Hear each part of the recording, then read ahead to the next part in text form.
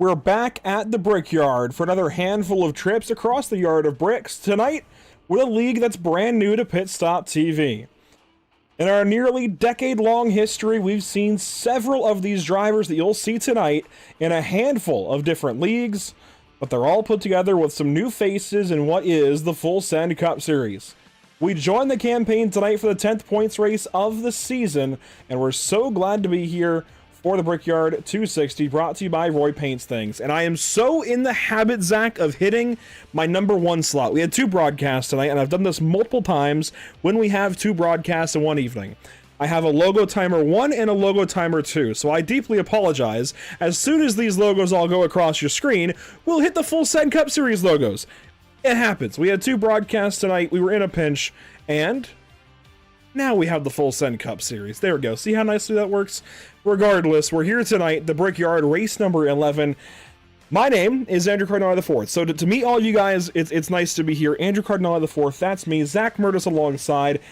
We are the voices in the sky, and it's a pleasure to join you for coverage of the Brickyard 260 by Roy Paints Things. Tonight's coverage, as you see, is brought to you by Grid Gold, by Roy Paints Things, and by Whiplash Creative.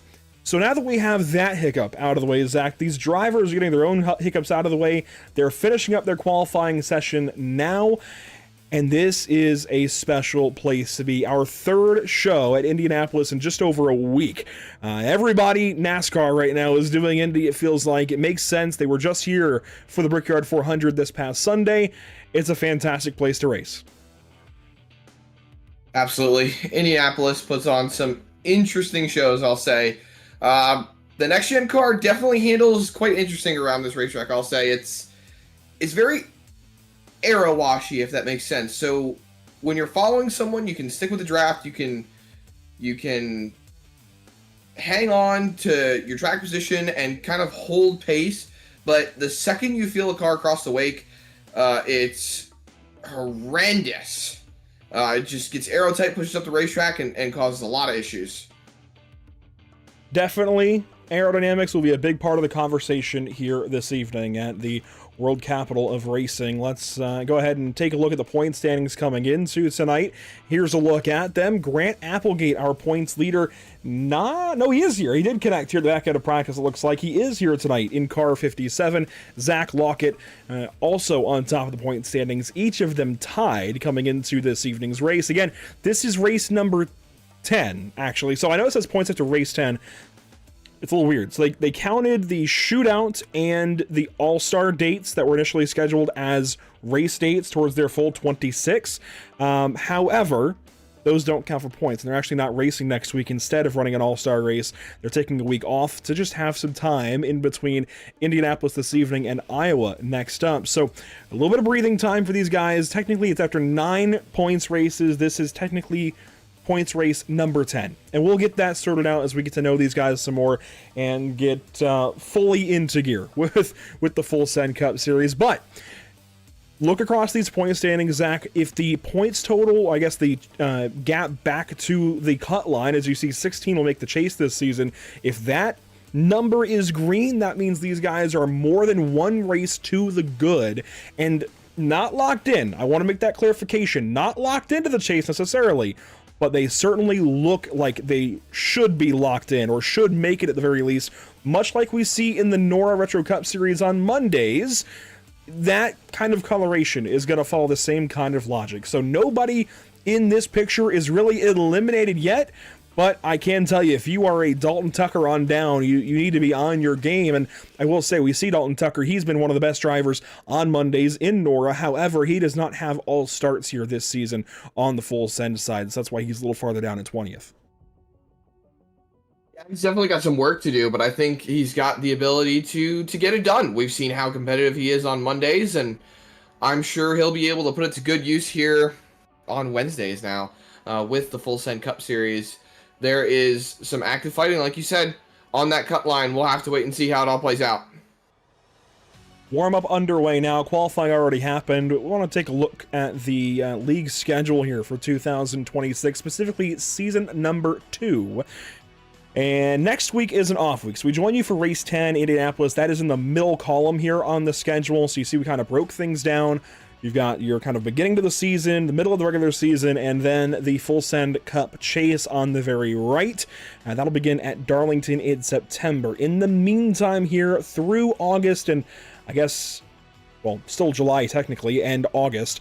We have Indianapolis tonight, July 29th. Then an off week next week on August the 5th, and then they have 4 weeks straight of racing, Iowa, Richmond, New Hampshire, and Daytona to get themselves settled for the chase. 16 drivers will fight for the championship this season. Darlington, St. Louis or Gateway, Bristol, Kansas, Las Vegas, Charlotte, Phoenix, Talladega, Martinsville, and Miami make up our chase this season. Gonna be a lot of fun to see how these guys progress. A lot of great racing coming up, and enough about all the pomp and circumstance, I suppose. Let's go ahead and take a look at some of these cars on the racetrack. There are a great many names. You may have seen some already on the points graphic and such. A great many names that we already know here at the channel. So if we go ahead and get into the warm-up session, we are going to see a lot, maybe not paint scheme necessarily that we recognize, but a lot of names that we recognize out there amongst the field. And let's see, one of them is actually at the top of the scoring pylon, Kevin West. This is a different paint scheme than we're used to seeing him in, but we're used to seeing Trailer Park Dude from a different Cup Series league that was also on Wednesdays about a year and a half ago. So good to see Kevin in the field here this season. Also recognize Brandon Banks' name, I believe, from our time covering the MPI Cup Series. We're talking like 2022. That's a throwback for me. Even more of a throwback will be Nick Mills. He's not on the racetrack currently. This guy's name dates back actually to the Bluegrass iRacing series. Now I'm talking like 2020. I very specifically recall I covered that league. Well, we covered that league here at Pit Stop TV back in 2020. 6 years ago, we were talking about Nick Mills' name here on the channel, and he's back in our focus. And a couple of other names across the series that I recognize: Roy Grande out in car number 11. Also, Zach Lockett, who's leading the standings there. He is out of Catawba, North Carolina. His paint scheme hasn't quite loaded, so we'll go ahead and pull the Trading Paints refresh maybe just to help him out with that. But yeah, hopefully we get that loaded in for the driver of the 93. I also recognize Kip Easley, also from the MPI Cup Series. He is out here in car 27, as he so often is. Nathan Brzezowski from Icon. Lockett also from Icon.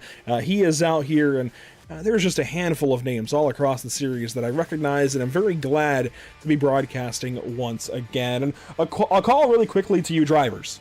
If you're out there watching and you don't see your number in these graphics tonight, submit them. Submit them in Discord. Hit me up in Discord, by email, whatever. We can make it happen. I went with some default fonts just to go ahead and fill the stopgap as we get up to speed here with Full Send, but definitely reach out and we can make that happen. I do also want to give a big thank you to all the partners here with the Full Send Cup Series as we get ready to go racing this evening. Grid Gold, Ivy Designs, Fish Speed Brakes, and is that all? I felt like there was one more. Roy Paints Things chiming in this evening as well, helping out with the series. So some great partners. As it looks like Discord is trying to fail on me, so I'm working on just my own here for a second. We might be back. I know Zach is hanging out, and we're having just a whole fun time. But Zach, we do have cars hitting the grid this evening here at Indianapolis Motor Speedway, and we're about to go rolling, it looks like. So on the front stretch, here's a look at your starting grid for 105 laps at Indianapolis Motor Speedway. On pole, Charlie Hunter. He'll take the Ivy Designs Pole Award, followed by Nate Lesko, Tyler Bowling, and Terry Vincent, your top 4 starters. Back in 5th, Nathan Brzezowski, followed by Rayshawn Winkfield. A little farther back, Colin Bollinger there in 7th, Zach Lockett in 8th, and to complete your top 10, Jamin Bernhardt and Bryce Hedgecock. Rolling outside the top 10, Jeffrey Petty and Jacob Hoskins to complete your row number 6. And then behind them, Jesse Graham and Brian Matthews. Further back, you've got in the 15th and 16th spot, Doug Ivey and Michael Newbra. And then in the 17th and 18th spot, Stephen Blevins and Jimmy Jason. Say that 5 times fast, you might end up saying Jimmy Johnson. Chance Page in the 19th spot, and then Roy Grande in the 20th. 9 more in the grid. Kevin West, Brandon Banks there in row number 11, followed by Nicholas Martinez Jr. out of Puerto Rico, and Kip Easley in the 24th spot. Back in 25th, Chris Mackey, Nick Mills out of London, Kentucky there in 26th, followed by Grant Applegate, Austin Thompson, and Terrence Murphy. So our points leader coming into tonight has the tiebreaker of having the most wins. He's actually starting from the pit lane. I know Chris Mackey rather, told me there were a bunch of penalties out there that some of these guys had to deal with tonight, so that might be part of that. But I want to take a look at the Whiplash SimCam's race details here briefly. 105 laps, 262.5 miles, 422.4 kilometers here at Indianapolis. We do have stages that'll be broken down. Those stages will end at the completions of 25 and 60, so 25, 35, and 55 apiece. Stages 1, 2, and 3. This fuel run with 100% fuel in these NASCAR Cup cars is set to take these guys about 37 to 39 laps, give or take. 38 was the number we were given, but we know that can always vary just a little bit. And so, for the first time here on Pit Stop TV, we welcome you to the Full Send Cup Series at Indianapolis Motor Speedway into the, Fish Speed Brakes restart zone. Here we go. We're racing at Indy. The Brickyard 260 is underway.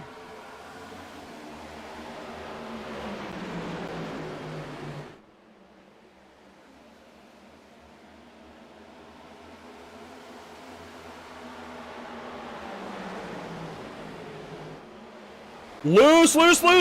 That's a 10. Nate Lesko, I think, around at the front of the field. He gathers it up on the inside. Gets back on the racetrack deep in the field now from hero to zero, lap 1. Was pretty hair-raising. They're still spread out back there, trying to find their footing. The top 7, 1, 2, 3, 4, 5, 6, 7, 8, 9, 10. Wow, okay, no, never mind. There's no point in counting. They're all getting single file towards the front of the field, but out in front to complete lap number 1 of 105 on to lap number 2.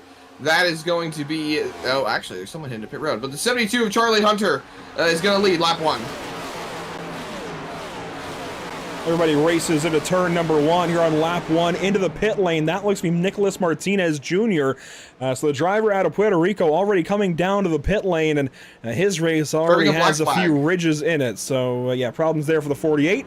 He'll get back rolling as, there we go, down the long back straightaway. It isn't any longer, though, than the front stretch. That's the nice thing about it. Although, like Denny Hamlin mentioned in Actions Detrimental, this place not perfectly symmetrical, but it may as well be. Wait, it's not? Apparently. It feels like it. He says it's not perfectly symmetrical. I'm not sure exactly what he means by that, but he's the pro. I believe him. As here we go, lap 2 complete. This time by, you see the whole field, single file spreading out to complete. Hunter pulling away from the field and setting the fastest lap of the race so far. Nearly 8/10 out in front of the field. This is the first side-by-side heads-up battle on the racetrack. That's Brzezowski down to the bottom to the inside of Bernhardt, and he is going to take the position from the 12 car, if not maybe defending. I think he was taking the position, though. We'll find out soon enough as Brzezowski leads this little battle into turn 3. And Bernhardt settles into position number 9. Up the racetrack, 7th place, Jacob Hoskins, as Bernhardt grabs the wall there between 3 and 4. And there's a battle right behind. Jimmy Jason on the inside of Brian Matthews. One slow into turn 3. Roy Grande in trouble in the number 11. If that isn't the most fitting paint scheme for his name, I don't know what is. If he ever wins this season, it'll be a Nachos Bel Grande for him. See, I don't eat at Taco Bell, so I don't get the joke. Buddy, we need to diversify your taste. You can diversify my taste all you want, but it ain't gonna be at Taco Bell, especially not right now. Alrighty, well, battle down the backstretch, 7th place at hand. Jacob Hoskins, Nathan Brzezowski, the fight into turn number 3 this time, and no change of position there, but Brzezowski already starting to work through the field a little bit after a detour early in this race. Started 5th, but already down as low as 9th, back into 8th as he tries to recover and get back up a little closer to the front, as it is all car 72 leading the way. And Man, that is a really cool paint scheme, by the way. I want to get a better look at it here in a second. We'll do so on the backstretch. That is, I mean, some throwback vibes. Johnny Lightning, of course, that in and of itself is a throwback, and I think that's the intended vibe here for Charlie Hunter. But this very much feels like it should be on the racetrack back in like the 60s. This is just such a cool car. So, I'm going to let you know right now, I have 1, 2, 3, maybe like 5 or 6, maybe 8 most Johnny Lightning cars literally sitting right behind me. Whoa. Oh, we got one car way sideways. Trouble, that was Hoskins. He was loose between 3 and 4. He's down the racetrack. Watch out. They're splitting him off of turn number 4. They will get it figured out, but man, this is getting busy back here in the midfield now with Hoskins going backwards below 20th position now. A lot happening. A lot is happening very quickly. And yeah, here's Jimmy Jason battling with Jamin Bernhardt. Behind them, Jesse Graham, Brian Matthews, Kevin West, Michael Newbraw, all in line. Some good fighting here. And then it really kicks off right behind Brandon Banks. Kip Easley with Nate Lesko right behind, who started this race from second spot, but immediately went for a slide off of turn number 2 on lap 1. Everything's really just starting to take form now. Finding your footing and finding where you can plant that car and keep it rolling here on the racetrack. Everyone's just all over the place at this point, which is ironic because Indianapolis does not usually provide this level of chaos 6 laps into a race, going on to lap number 7. Everyone's getting single file. We're just rolling through the laps now and ticking them off. There's a look at everybody firing through turn 1 here on lap 7. I do think fuel will be a big part of our conversation this evening. We'll talk all about that as the race goes on. For now, a battle here for 6th spot. Hedgecock losing a position as Brzezowski goes right on by. There are some really fantastic paint schemes. This is another one of them. Bryce Hedgecock in the number 18. So I will say, at the very least, not knowing these guys coming in, we're going to be treated to a lot of really good-looking race cars. Here's one of them. The paint scheme is loaded. This might be my favorite one.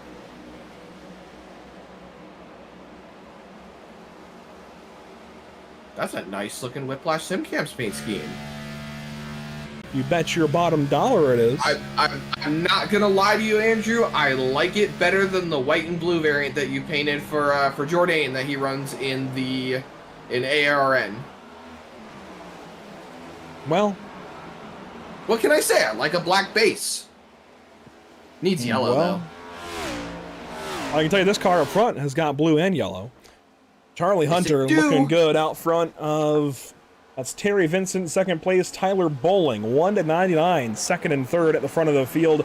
Wingfield settling in and fourth. Not a lot changing at the front, but there are still great battles throughout. Here's one of them.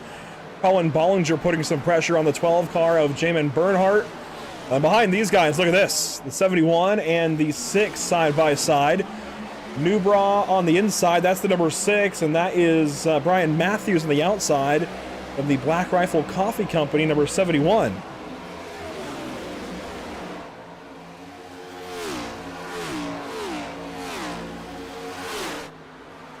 Oh, contact there. Brandon Banks pushing the 6 car up into that corner. And there they go. Crashing turn 1. Newbraw in trouble. They touched going into the corner, and it got a whole lot worse on exit. Not a lot of damage on the number 6, at least at the front of the car. Driving away okay. Matthews, I think, might have a little. Yeah, he's got more damage for sure. That 71 is a little bit beat up. Damage? It's very possible. It seems like there's a little bit. It's not wanting to sit right perfect center. It seems like he may have a little bit of wheel damage in the number 71. We'll take a look back at what has brought out our first caution of the race. We saw the battling down here into turn 1 between the 71 and the 6, and even the contact here. Bangs giving a big shove to the 6 car up the racetrack there into the corner, and as soon as Newbraw turned in, it just started to take off. That air wash can push the car super, super tight. And even if you just don't enter correctly, even missing it by a hair, it can really cause that car to just push up the racetrack. This is on board with the 6. He just snaps it around, catches the car. I mean, he did a great job of not overcorrecting it, but when it did catch and correct, there was just no margin for error. Yeah, ultimately, not a massive incident here, but definitely going to affect the race of Brian Matthews, and that's not what anybody needs this early in the race. You see the number 6 down to the inside, and even Matthews got a little bit loose. See, he got loose there.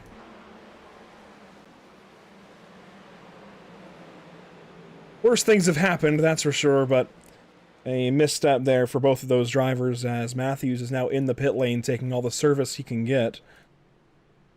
And he is not alone as far as taking to the pits under this caution. Actually, he is. There are 2 drivers that have also visited the pit lane.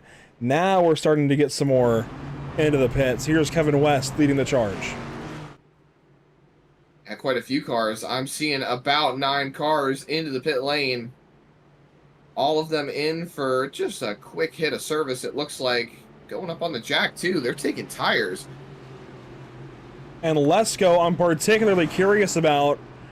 He definitely overheated those tires with that slide on lap 1. And that's like a Hawaiian punch to the gut. But this is an opportunity for him to get 4 new Goodyear Eagles on that car. The problem, Zach, is I really don't want to be taking a set of tires on lap 10, 11, whatever you want to call it. Now, you had to make the pun, though, didn't you? Absolutely. 6 sets of tires. 6 sets of tires overall, so that would be 5 sets laying in the box. And 5 sets over the course, 105 laps. I mean, I don't know, Andrew. That's really, really tough because if you had to place out all 5 sets and divide it into 4s, you'd be looking at about 41 laps. No, well, you can take, so let's take 105, right, and divide that by 6. It's going to be somewhere around 19 laps, I think. 18, actually. 17.5 laps. If you take 105 and split it evenly 6 ways. So it's 6 total sets for the race, 5 that you can put on the car. That gives you a little bit of wiggle room, but if you suddenly cut that down to, cut that down to 5 sets, and you're trying to save one, I mean, that brings it down to 21 laps per set.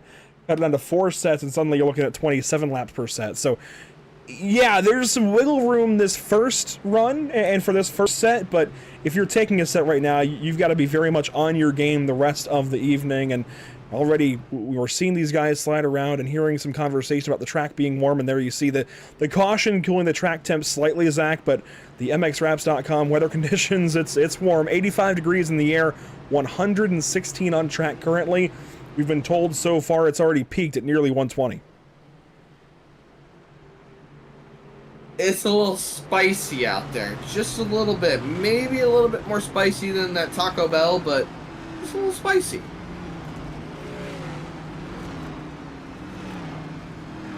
One more down the pit lane. That'll be Newbra actually coming back in for service. There he is, coming into his box.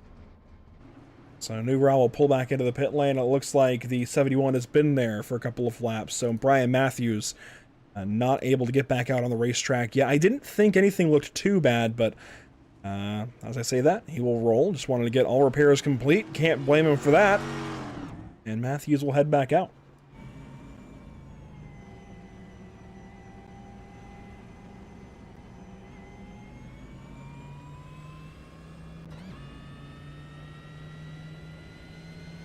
Charlie Hunter will lead us down the backstretch and come back around to the Fish Speed Brakes restart zone.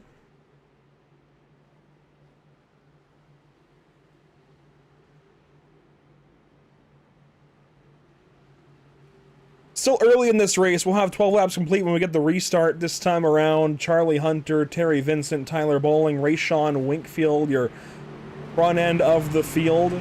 Of course, we mentioned Grant Applegate got into the session late. There he is in the number 57. It seems like his paint not wanting to load. We can go for one more trading paints reset, I suppose, but there you see the 57 car anyways, and he, of course, shares that honor of leading the points with this guy, Zach Lockett. We stay right on board with him for this restart as they come around turns 3 and 4. Driver's eye POV, Zach Lockett going to carry us into the restart from 5th place. Way to go, the green flag. Charlie Hunter, Terry Vincent, everybody else at the front of the field. Slow and steady, 2nd gear, green flag. Here we go.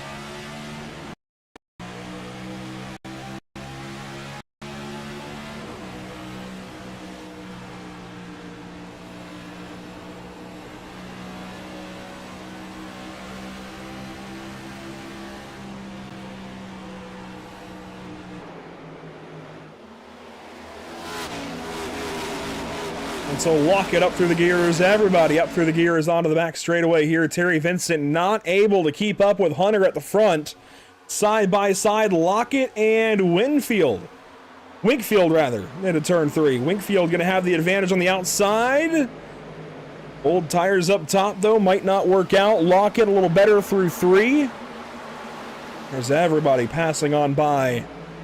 Turn number 4 sideways off of turn 2. Tyler Bowling a little free as here we go. Back down the front straightaway. 1 lap complete off the restart.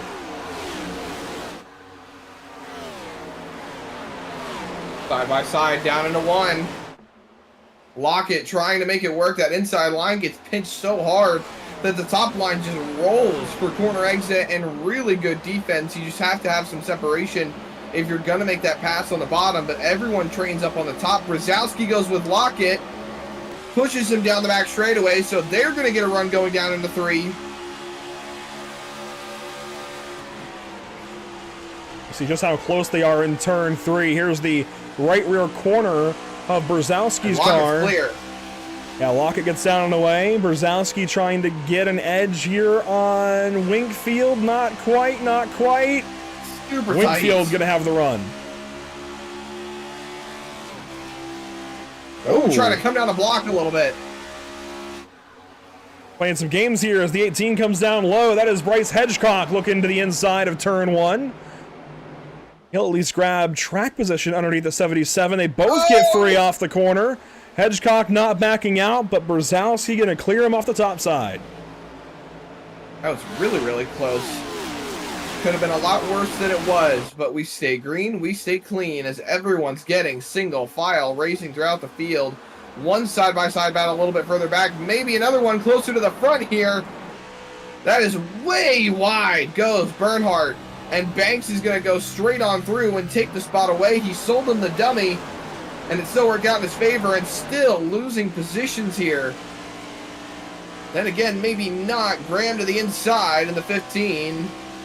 Bernhardt hanging up on the top side. Gets clear, stays in line. And this is Kip Easley in the 27 car right behind him, just watching it all unfold. And he pulled right up to Graham down the front straightaway, backed out by turn 1. Wise to do so. It's still very early, very hot track. Don't need to force anything at this point in the race. A long ways to go still. 105 laps here. Doesn't happen overnight. Or I guess it happens overnight. It doesn't happen quickly. Yes, here we go. A battle down the back straightaway. Chris Mackey putting a move here on Terrence Murphy into turn 3, and that will fizzle right back out.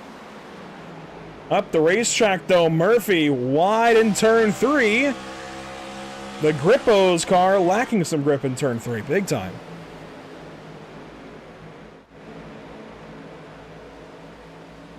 These guys are really fun to watch so far. I gotta say, this is a lot of fun to watch these guys go at it.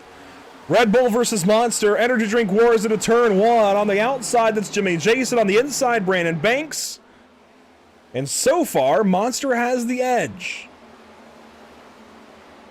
Caution. This is in the back. Roy Grande. Oh my goodness. Must have got lost in the fire sauce down in turn 1. And he's going to tow it back to the pits. He does not like what he's got going on. And that number 11 will take a look back. Racing with the 47 of Hoskins. This is towards the back of the field.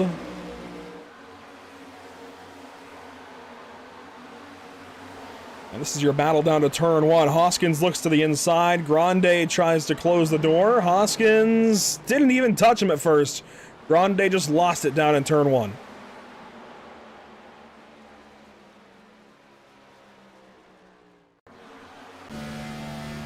On board.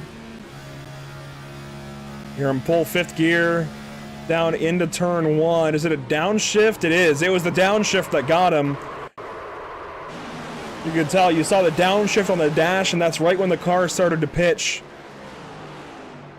And that it's tricky because you have to downshift to be fast in this car, but you also can't get yourself loose like that. Let's listen to the onboard here with Newbra right behind them.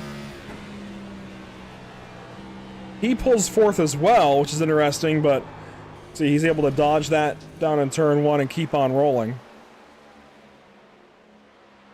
I'd imagine most of these guys are all pulling 4th gear like that down into turns 1 and 3, but do it a little bit too early and it can upset the race car just like that. So trouble for Roy Grande, and it seems like he is out early here in Indianapolis. Hopefully he gets back in the car at some point, doesn't just call it a night here, but so far it's not looking good for car number 11, as we'll see if any of these drivers opt to pit now. The choice out front is no, but into the pit lane comes Tyler Bowling. He will drag a few more. Graham is looking in, Martinez, and a handful of others.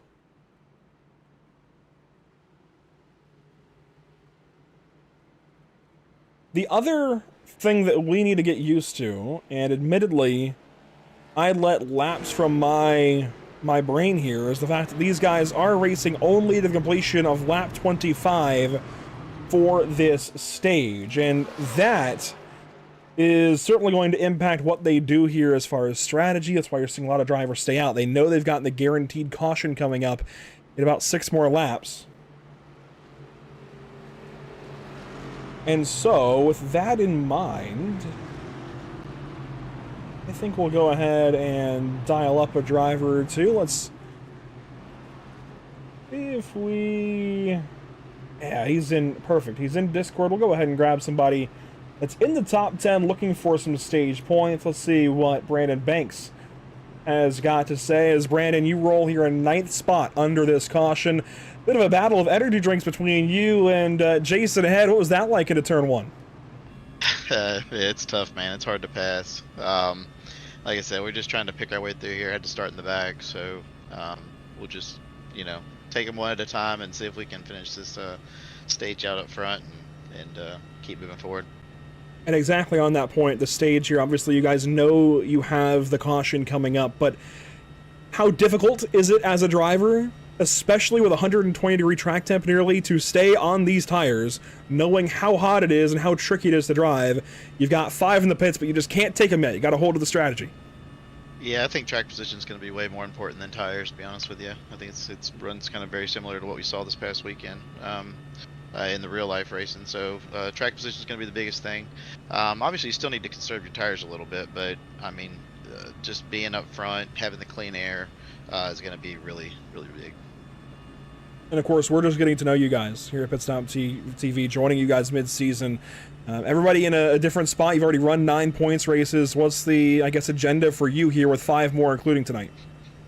Yeah, I mean, just the biggest thing is just get as many points as you can. That's every week. Just try to get to the chase there and put yourself in a good spot. So we're just going to try to pick up stage points if we can here, and possibly next one too. And it's a long race, so like I said, track position is going to be key. So just trying to stay up here and just collect as many points as we can. Be what we're going to try to do. Best of luck. Good to talk to you. All right, man. Thank you. We'll get it back down with his teammate Kip Beasley here in just a moment, and Brandon Banks will restart in 9th place. So looking for the right channel. I promise we'll get you down there. There we go. Down into the Drinkin' Bros Racing chat with Kip Beasley and Michael Newbra, who has had a bit of a rough start to the evening.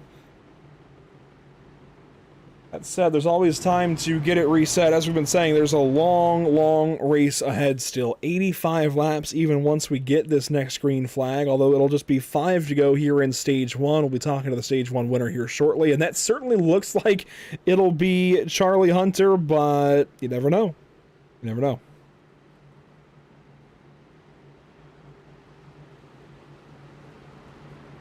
For those of you that are new to Pitstop TV and new to what we do here at the channel, I do want to introduce you to a graphic that you'll need to watch for later on in the evening, the North American Racing League Driver of the Day vote. What we do here at Pitstop TV is every race, at least every race that we feasibly can do it, we nominate 4 drivers. And in this case, once Zach is back, he had to run a quick errand. Once Zach is back, he'll nominate 2. I'll nominate 2 that we feel like have made an impact on the race.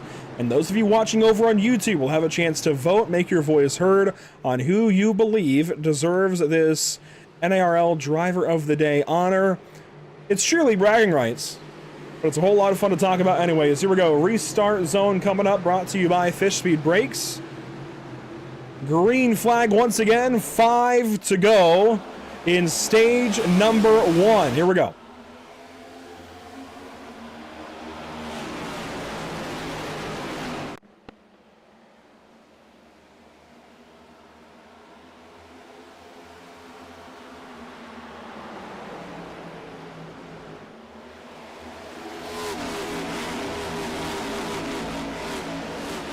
Charlie Hunter, another good restart. Zach Lockett takes advantage that time and puts the 1 car behind him. So Terry Vincent down to 3rd. You're watching the fight for 4th. Brzezowski this time ahead of Winkfield in the middle of this top 10. Admittedly, I don't know this for sure. Maybe Mackie can chime in the YouTube chat down a straightaway. I believe it should be top 10 as per usual, as you would expect for stage points here, which means that cut point is right at Jamin Bernhardt. Actually, Mackie is going for it. Chris Mackie in the number 9 trying to get into that 10th spot. Here's his onboard as he chases down into turn 1. It's a 12 of Bernhardt ahead.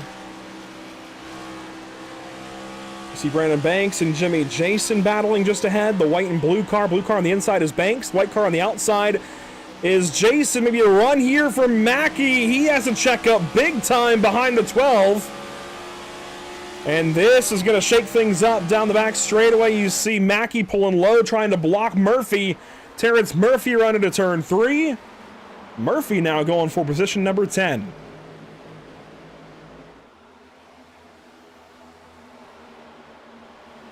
The first car on tires, by the way, at all in this race will be Austin Thompson. He's back in 14th. That could make a difference. He's right behind this fight for the stage points. He's actually on Kip Easley's left rear currently. Easley going to pull low into turn 1. Kind of just cuts off Thompson's run. In the wall, big hit! Nick Mills hard in the outside wall in turn 1. And he is headed backwards. That is likely a terminal hit for him. At the very least, severely going to affect his evening. I wouldn't expect him anywhere back towards the front at all. Bernhardt falling out of the top 10. There's Easley on his inside into turn 3 this time. Mackie is up to 11th again, but Murphy has taken over spot number 10. No fight at the front of the field. This is the best action on the racetrack. There you see actually the whole top 10 and everybody else down the back or down the front stretch. 1 car debated pitting. That I think was the 15 of Graham. He stays out. Pit's closed.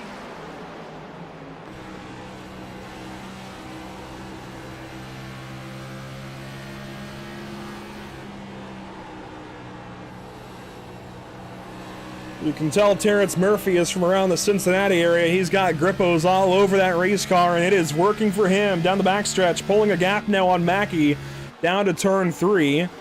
Mackie's got a clear rear view for a moment.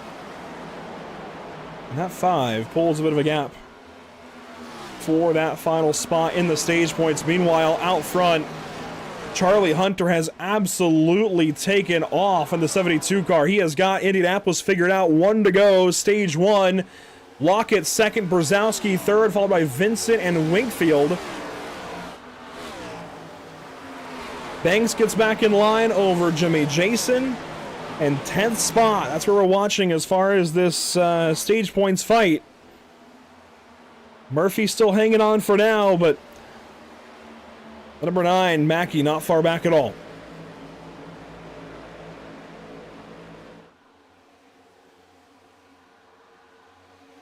Conga line down the back straightaway. Couple of cars looking to the inside. Mackey just not close enough to do anything here. And you heard Brandon Banks kind of talk about how difficult it is to pass at this racetrack, and heard a lot of talk about it in the NASCAR Cup Series race, the Brickyard 400 this past weekend. That's certainly hurting some drivers, but at the front, it's going to be a Stage 1 victory for Charlie Hunter to the line. Car 72 out front. There's the caution as they get racing for it through the rest of the top 10. Will be Hunter, Lockett, Brzezowski, Vincent, and Winkfield your top 5. Looks like Hedgecock, Bollinger, Banks, Jason, and Murphy the rest of your top 10. So out front, a perfect Stage 1 for Charlie Hunter.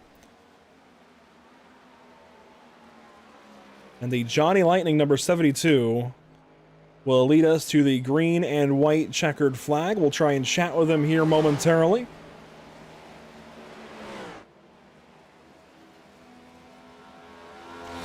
In fact, I think we have enough time here under the caution at Indianapolis. May as well do so now.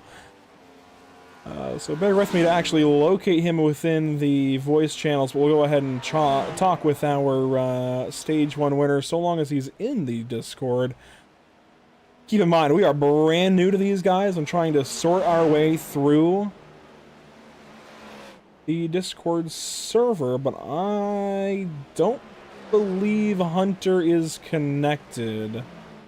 I may be overlooking him, but I don't think I see him. So we may have to pass up that conversation and go to P2, which would be Zach Lockett, Brzezowski third. And by all means, if one of the drivers is out there watching and can jump in chat and knows where he would be, I don't see Hunter unless I'm potentially overlooking.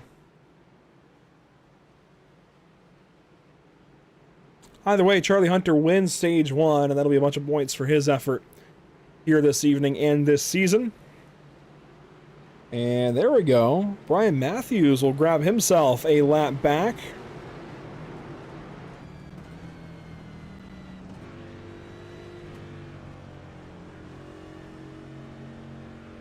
So you'll be able to watch the entire field head down to the pit lane, led by Charlie Hunter and that number 72. There they are at the pit cone.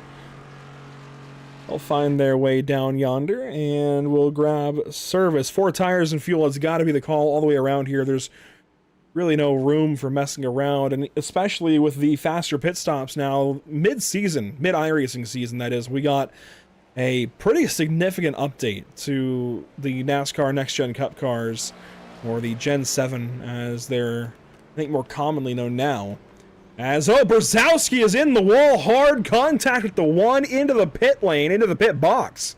Brzezowski missed his box, I think, and the one of Vincent got him in the left rear, so a crash on the pit lane is off the pit. Zach Lockett will have the lead, followed by Stage 1 winner Charlie Hunter. Let's get a look back at what happened there with Brzezowski and Vincent. Here's Vincent's onboard. Take a look at this. Boom. I think what happened there is Brzezowski lost sight of his pit sign, which, to be fair, he has a red number on a red sign, and had to make a late cut over, and this is going to hurt both of them. They have both dropped out of the top 20 as a result of having to stay in the pit lane for repairs. That's a pretty significant impact for the 77 and the 1, frankly. The 1 has a lot of damage right in the center of the nose, too.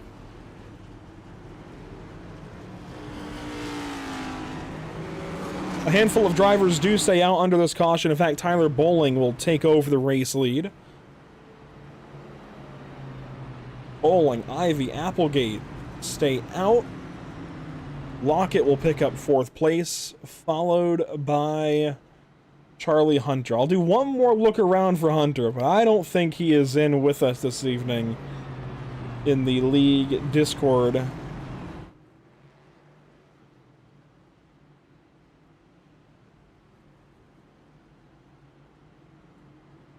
But you know who is? That'll be the driver who actually assumes the race lead out of this. We'll go ahead and chat with him really quick. And Tyler, of course, you had a decent start to the race, top 5 there early on, pitted to get off sequence. It does sacrifice the stage points here, but you're now leading us to the green. And we spoke with Brandon Banks during stage 1. He mentioned track position is more important. Is that how you feel? Because it'd be a good place to be. Yeah, absolutely. That's my thinking behind it when that caution came out on lap 17, I think. I just knew like I had to pit it if I wanted to have a chance of getting the lead at the stage. So hopefully I can hold on to it here and make it work for me towards the end. And of course, stage 2 a little bit longer. Are you concerned at all about fuel? I mean, you should have enough. No. Yeah, plenty enough fuel. That's not the concern. It's just depending on when I want to stop, either before the stage or at stage caution. And of course, we just had that whole long week of Indianapolis on iRacing for all the NASCAR series, right? And so everybody's had a chance to run this track a whole bunch. It's kind of on the back end of the week for us. And are you tired of this place yet? Are you ready for Iowa? Yeah, I mean, I do like this track. It is fun to drive, but very frustrating to race. So once I get back to like a normal-ish oval where like tire wear matters, you can actually pass. I'm definitely looking forward to that. Well, Tyler, good to talk to you. Best of luck here as we begin stage number 2. I appreciate it. You guys have a good one. And I like, you know what? I've been saying it all night. I'm still learning, you guys. Which channel do I need to move you back into? IWP. IWP. And we'll get you down there. Thank you. All right, thanks. Still learning where these guys belong, but we'll get it figured out after a couple of races. Tyler Bowling going to lead us around to the green flag. He'll restart alongside Doug Ivey. That'll be your front row. Applegate will start in the top 3, then Lockett, Hunter, and everybody else who's got tires as we work back down to the yard of bricks. It'll be 29 complete this time. A whole lot more to go. Green flag waiting on us on the far side of the fish speed brakes restart zone. Green flag once again at Indianapolis Motor Speedway, stage 2 underway.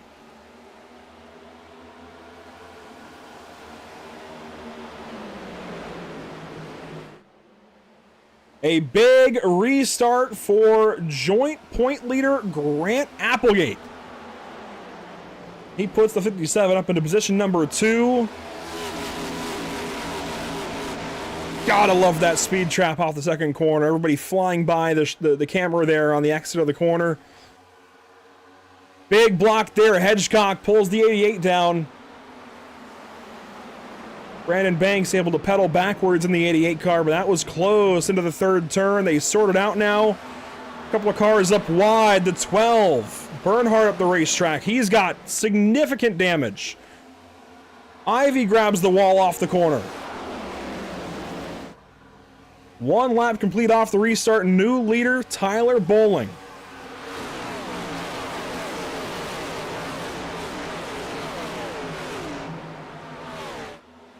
Side by side, Hedgecock Banks.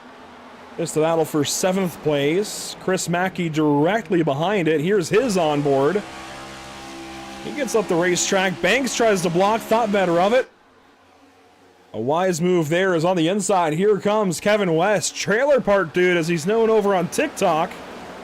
He pulls to the inside. He'll move into position number 9. Looking up at Mackey now. He has got a bit of a run. This 01 car is moving. It's interesting. He's on 2 tires from what I can tell from the pit time. Here you see 7.6 seconds.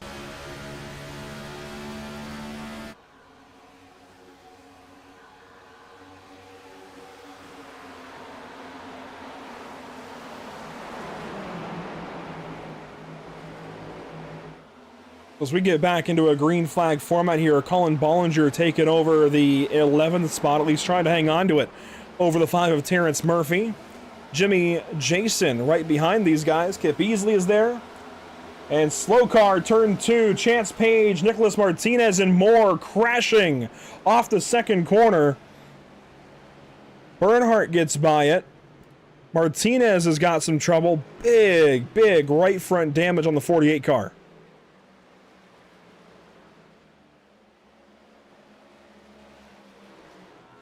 And Chance Page, I think, is going to take the brunt of this one.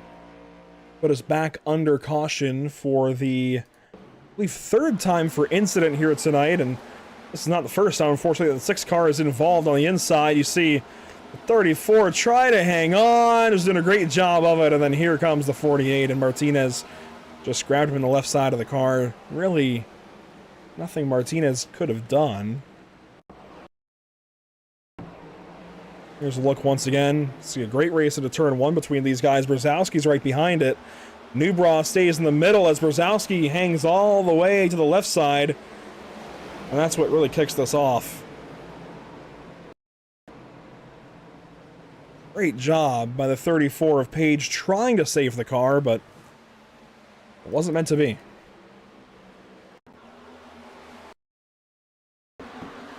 This is back into turn 1. A little more context as to what happened there.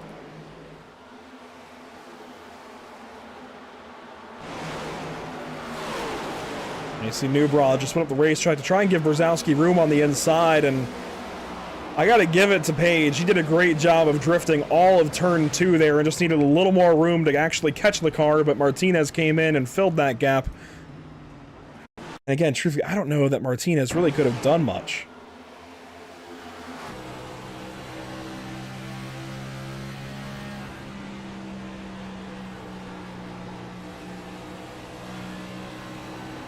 He tried to keep the car low, ends up getting taken out in this, and he's going to have some severe right side damage, and Newbra nearly gets into him, so really unfortunate this early in the race to have these, this many cars involved in this kind of accident, but that's the way it goes, as we'll see some more pit stops towards the back. It looks like Newbra actually leads the charge down the pit lane. He does. Earnhardt comes in with him.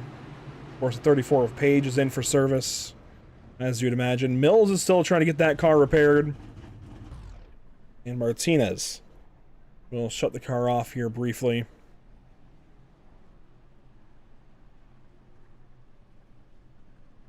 Tell you what, while we ride under this caution, we'll go ahead and grab the TI Racing driver of Nick Mills, who I have not spoken to since like late 2020 here, Nick. Unfortunately, the car decently wadded up on the right side. Is there any hope of getting back out there?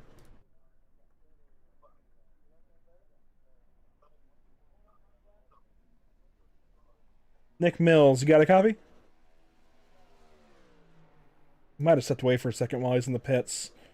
We'll get him back down to his TI Racing teammates and maybe try to talk to him on the far side of his pit stop, but I mean, this pit stop already for him up over 65 seconds as he waits for repairs to be completed on the number 20 car.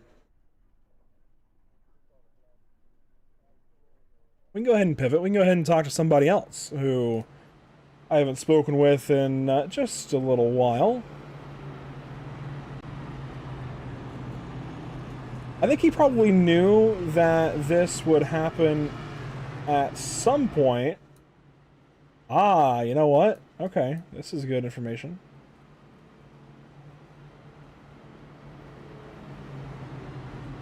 I actually can't pull Zach Lockett. So, Mackey, Mr. Mackey, if you are still watching while racing, I'll try to fix it on my side, but we do not have permissions to move certain individuals.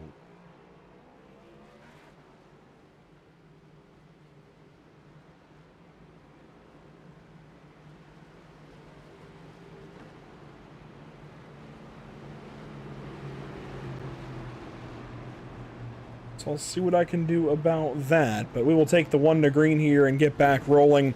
While we await the restart in the Fish Speed Brakes restart zone, a quick look at what's upcoming for us here at Pit Stop TV. Next up for us, Le Mans. How about Le Mans for the North American Racing League Porsche Cup season number 4. Pros hitting the racetrack at Le Mans tomorrow night. Always good to be headed out to the virtual roads of France.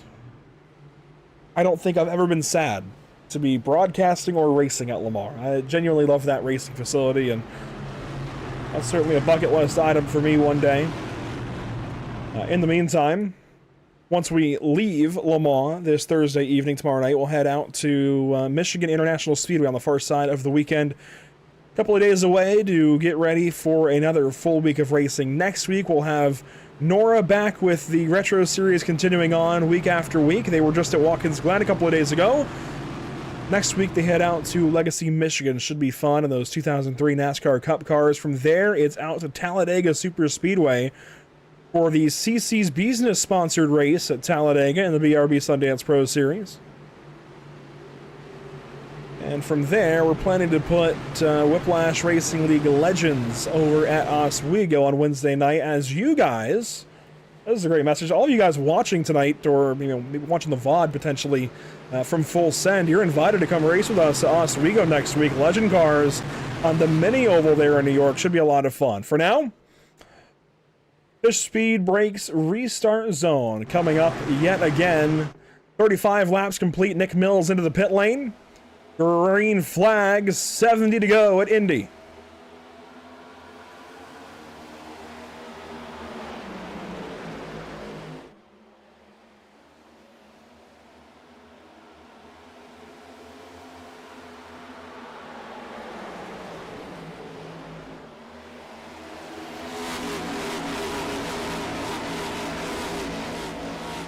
See a couple of injured cars there at the back. Got to commend these guys for staying in the race as long as they can. Only one retirement so far.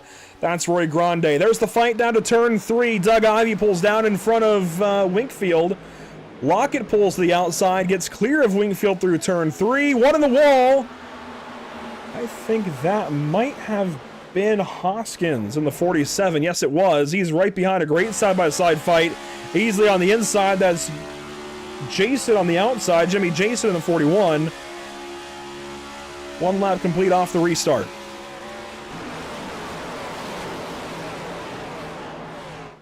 Brzezowski pulls back down low.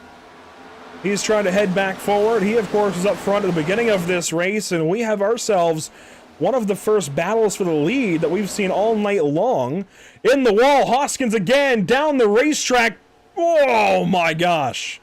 Nearly grabbed the inside wall down there. He'll get back on.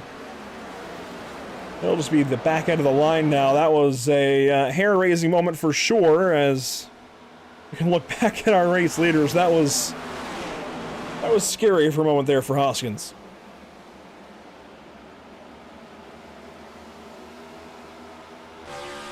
Lockett on the inside, or outside rather, gets clear of Wingfield, who was on the inside, and we'll try to put it maybe on the inside here shortly of Doug Ivey. Tyler Bowling, race leader, goes fastest that lap. He's on somewhat older tires, as Nick Mills has brought his car back to the pit lane, trying to get more service. Not a good day for him at all here in Indianapolis.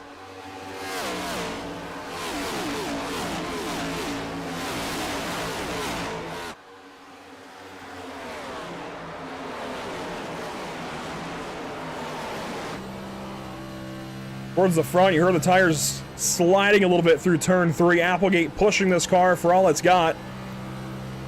Trying to hang on with Tyler Bowling, the race leader. Any kind of dirty air tonight is going to hold you back. That's the challenge these guys are facing, and those weather conditions aren't making it any easier. You see track temps in excess of 110 degrees Fahrenheit. As we have one car in trouble down the front stretch, Hoskins has taken his car to the pit lane. And this looks to me like a tow, actually, for Hoskins. We'll see what happened to him about 40 seconds ago. He towed the car back to the pits, I think. No, he actually did pull it down. He did pull it down.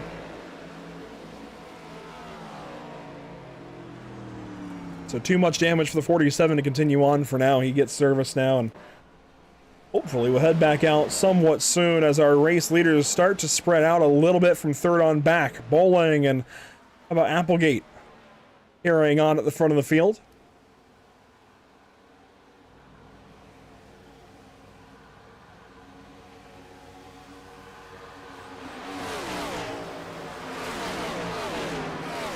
Gotta say, sight unseen. We didn't know what to expect coming in tonight, but a solid race so far. Yeah, a few cautions. 3 for incident.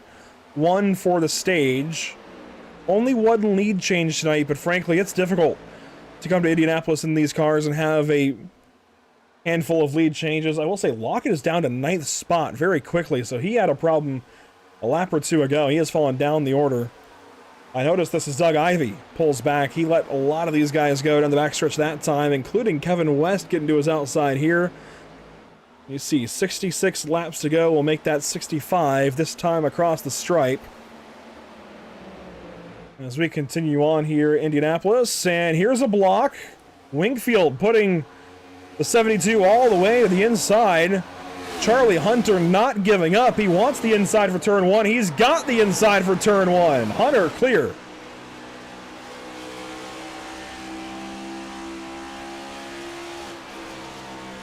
Hey, Payne Faust out in the YouTube chat.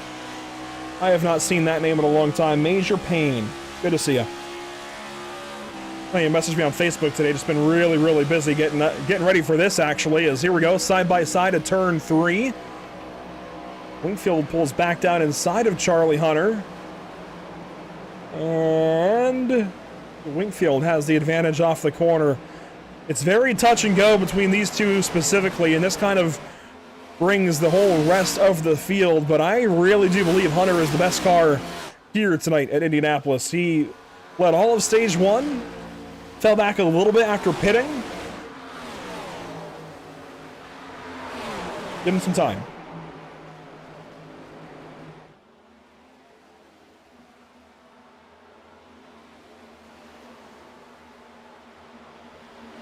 The side by side down the back straightaway will go again. The 72 and 35. Oh, Hedgecock down the racetrack. Can he save it? No. Hard into the inside wall. And Zach, that's not going to be a caution. It apparently is no time for bow time. He is off the racing surface, so iRacing's not going to throw the yellow flag for him.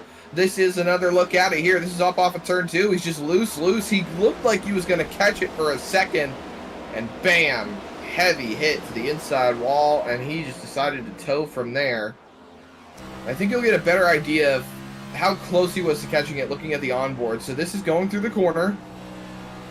Just a slight movement. It looked like he was going to have it for a second, and then it's gone. Not much he could have done. Left front disconnected on that one, so that was a pretty easy tow for him. If anything, he did all he could have done. He tried to save the car, just couldn't quite catch it. Battle at the front, as we're 42 laps into 105 here, starting to get into the real meat and potatoes of this race, Zach. I know you had to step out there briefly, but it was all status quo and really no change at the front for the end of stage 1. Charlie Hunter won the first stage. We've not yet talked to him. It doesn't look like he's in the league Discord chat, but he at least is having a good night getting back through the field. He fell back a little bit, in case anybody missed it, fell back a little bit in pit stops, all the way down to 7th actually. But he's got those 27 laps left. He's back up into 3rd spot. And is trying to work back through. He doesn't have far to go as far as positions go, Zach, but 2 seconds back of the race leaders. That's going to feel like a very tall mountain to climb.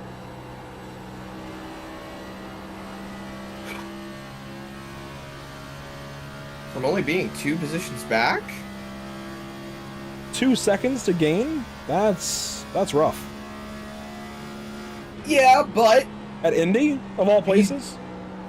He's in a bit cleaner air, being that far back. It's not clean air, but he's spread out. He doesn't have to worry about relying on the car in front of him, so he can kind of run his race a little bit and work his way back up. Honestly, there are guys that can do it. Don't doubt anybody. Don't knock it. Don't knock it until you see it happen. On board now with Bollinger. He rides back at the 8th spot right behind Kevin West and Zach Lockett. Gotta say, I'm surprised Lockett fell back. I'm not sure what happened to the 93 car. A stellar stage 1 from him, and actually won the race off the pit lane after the stage, but being in that dirty air despite winning the race off the pit lane, as we had a few drivers stay out, that's what hurt the 93. And to that point, 2 of the 3 drivers that stayed out under that stage caution are still at the front, as they'll put Nick Mills a 2nd lap down. He's been in and out of the pit lane now 5 separate times. But these 2 still out front, Bowling and Applegate leading the way, not looking back. They pitted at the lap 17 or 18 caution, did not pit at the stage caution. They've only got to go to lap 60, which they can do on fuel, but their tires are going to feel not so great when they get there. Whose tires will feel great here at Indianapolis. That's a fair the more point. you run on them. Oh, in the wall. Applegate just tapped it ever so slightly. That cuts a little bit of his momentum. But he's still rolling. Now, Andrew, we've talked about this a lot more frequently on broadcasts as of late. Just driving the tires off. And predominantly, I mean driving off the right front or driving off the right rear. Now, I'm going to poke your brain on this one for a minute. I feel like Indianapolis is a track that drives off the right rear a lot rather than driving off the right front. It feels like you've got to turn in most of the time, but if you're standing on the throttle too much, that right rear will snap around on you in a heartbeat. Admittedly, I am not an expert to be answering this question, but from the little bit that I do know, both from broadcasting and the races I have run, as Jesse Graham was going to hit the pit lane here, rather oddly. He's got enough fuel to go to the end, I would think, but maybe the number not looking so good for him. He's into the pits now. He's only run 18 laps on this tank. I would think he's good on fuel for a while, but maybe not the case for the 15 car. And if he's in trouble, that would spell danger for our leaders, who were oh so confident when we spoke with Bowling a little while ago. However, to get back to your question, Zach, I would certainly feel that it takes the right front to get turned in, and it takes the right rear the whole rest of the way through the corner. You're really driving off the right rear and center and exit to make this car turn. But that first nudge into the corner certainly will take the right front, as here we go. Bowling will need to pit. He was confident that he was good on fuel. A lot of these guys pitting, realizing they can't go as far as they thought. That's Brzezowski in the 77, Martinez in the 48, and I believe that's Thompson as well in the 23, coming down to take service. So this should be, I would think, foreign fuel, but we'll see what it is for our race leader Bowling. That'll kind of set the stage of what these guys are doing. Right side's up. And yeah, especially with the faster tire changes now in this car, I would think this is 4 tires down and away. Sure enough, Bowling. 4 tires and fuel, 10.38 seconds.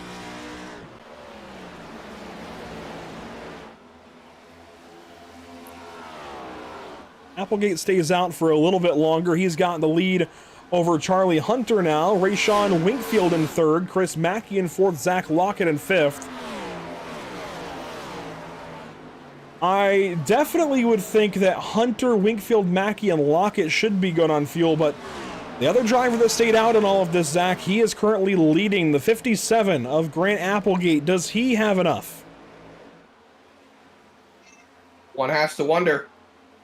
With everyone pitting so soon now, it's just setting up the game. You know what they say, Andrew, you never want to be the first person to pit. It just starts the whole train. But even then, it also puts you on the back pedal compared to everybody else. Because then they're going to start comparing their fuel numbers to yours. And suddenly, well, you're just leading everybody else into the pit lane. Applegate's still staying on the racetrack this time by, and he's still carrying Hunter and Wingfield right behind him. Mackey, Lockett, West, Bollinger, Murphy, Banks, and Petty still on the racetrack as well. Sorry about that. I don't know. It's the fuel game is ever changing with every single race. You never truly know who is going to do what. It's just how strategy is. It's racing, really. You just have to play the game. Battle here around 15th position. In fact, for 15th position. Oh man, that 41, Jimmy Jason, evil off of turn 2. He hangs on to the race car for now, but that certainly was an active exit off of turn number 2. And just ahead there, you see the car he's racing, Stephen Blevins, getting some gap back to car 41 now. Blevins riding in the 15th spot, but kind of still watching Applegate to see whether or not he decides to pit here before the end of the stage. The caution's out. I'm unsure why, and I'm concerned that it may have been thrown for the stage, but the stage was listed as going to lap 60. From what I'm seeing, Race Control closed the pit lane, and Race Control has thrown the caution.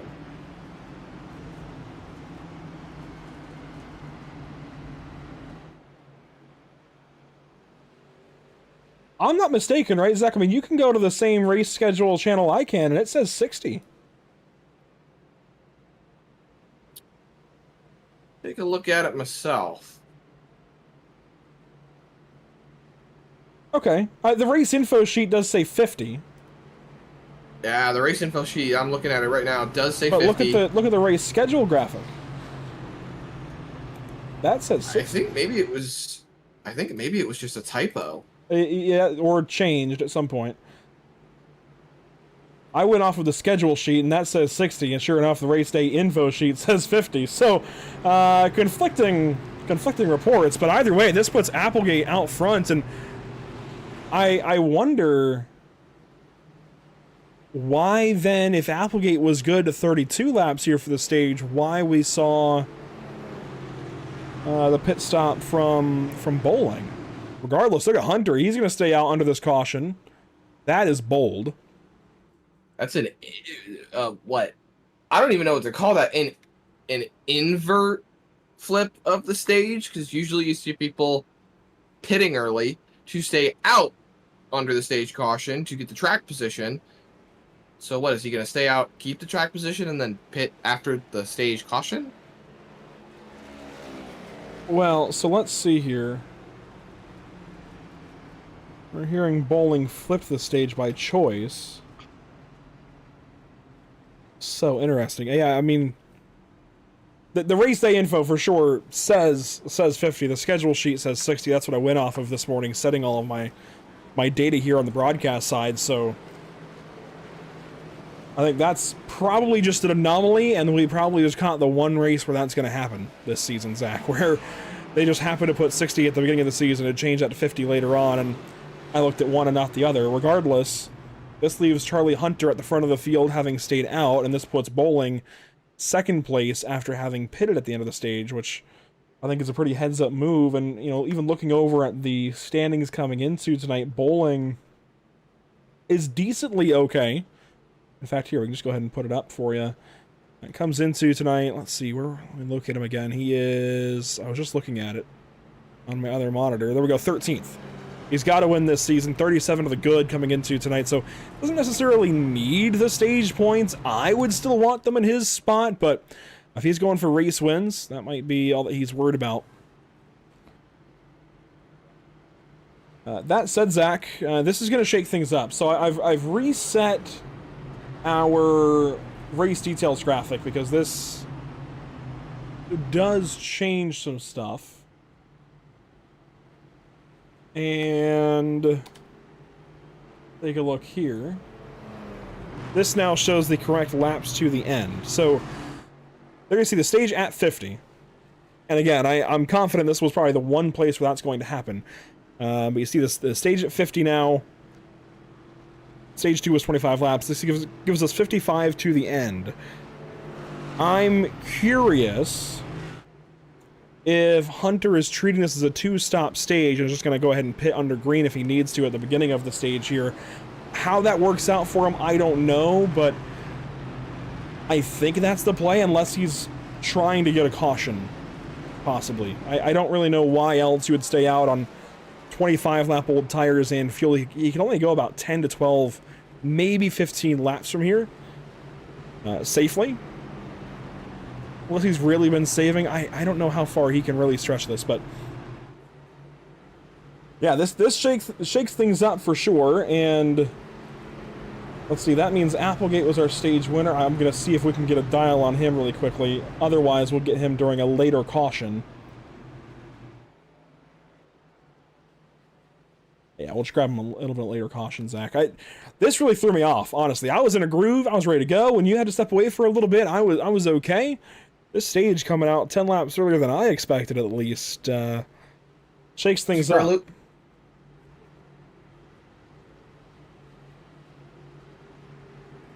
Well, Andrew, they're doubled up. They're ready to rock and roll. We are just about actually past the halfway point.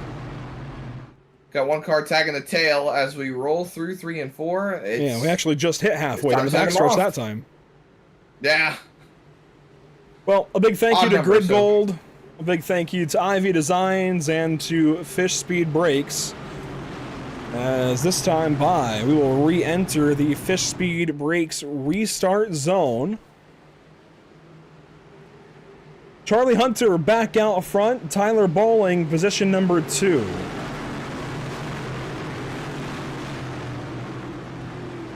Into that Fish Speed restart zone. Hunter down low, Bowling up high. Brzezowski, Martinez, your second row. Green flag once again. Stage 3 is underway at Indianapolis. Big block there from Winkfield. He holds Applegate at bay. 3 wide into turn 1 in the middle. Zach Lockett watching it as Kevin West and Brandon Banks. They live to see the next corner.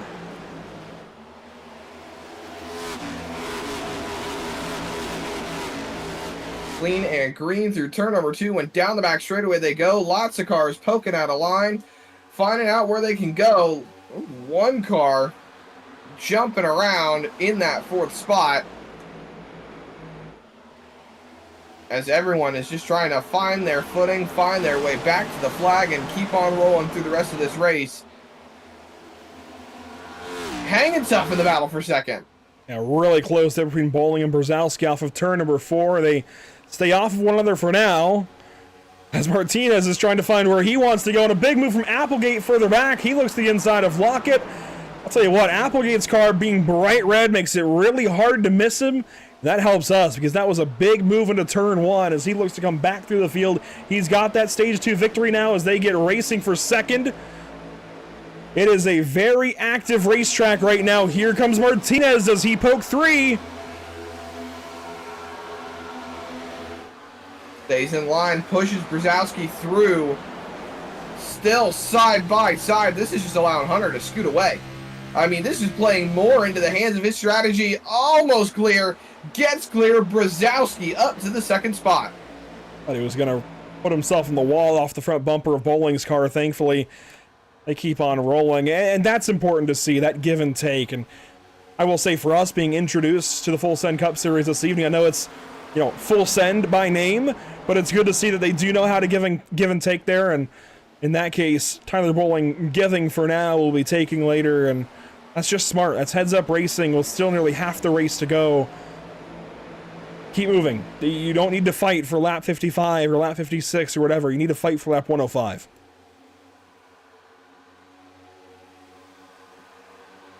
Racing is an endurance sport at some point. Yeah, maybe not in the Legends race we did a little while ago. 2 25-lap races at Charlotte on the quarter mile. But when you have 105 at Indy, it's very much an endurance sport. That it is. So much still left to run here. Just under half the race. Lock it down to the inside, getting a push from behind. Staying side by side, hanging on the door. Into turn number 1. Can't quite get it done just yet. Still hanging tough on the bottom. Clear now. As Lockett hanging tough in the 10th spot. Bollinger rolls on through on the top side. Here comes a run on the inside. Jesse Graham still off of turn 2. That holds Kevin West at bay. And I think that impacted the 01. It made it so that West couldn't pull down low sooner. He stays in behind Lockett. He may also be trying to save, but he had a good run off the second corner, and the 15 being down there definitely impacted him slightly at the very least, as Easley will make his way around the 15 car, this time off of turn 4. Chris Mackey in tow. How about Stephen Blevins? And Doug Ivey is back there as well in that number 3 car. He had a great second stage going there and then fell back. And he is now blinking a tad, but rolling here in 20th. I'm wondering what happened to the 15 there. Lost a lot of spots over the course of even just half a lap. And he has fallen in right in front of Ivy. A little bit of looseness out of some race cars in front. A little bit of heads up fighting. Even though they are single file racing, as Hunter has started to get the gap closed back up to him. Brzezowski has worked off maybe about, I want to say, 0.6 of a second. No, well, is that an 8? That's an 8. So we're looking at about 0.3 of a second. He was 1.2 in front. And we know Hunter has to pit soon. He's already run 31 laps on this set of tires and this tank of fuel. He did have that caution, of course, for the end of stage number 2. But that's not going to do a whole lot for you. He's going to have to pit within the next 10 laps. Hang on. Doing the math. What should I be hanging on to?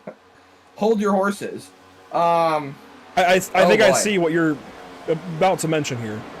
He might be able to stretch this to make it a one-stop. Potentially. It is going to be...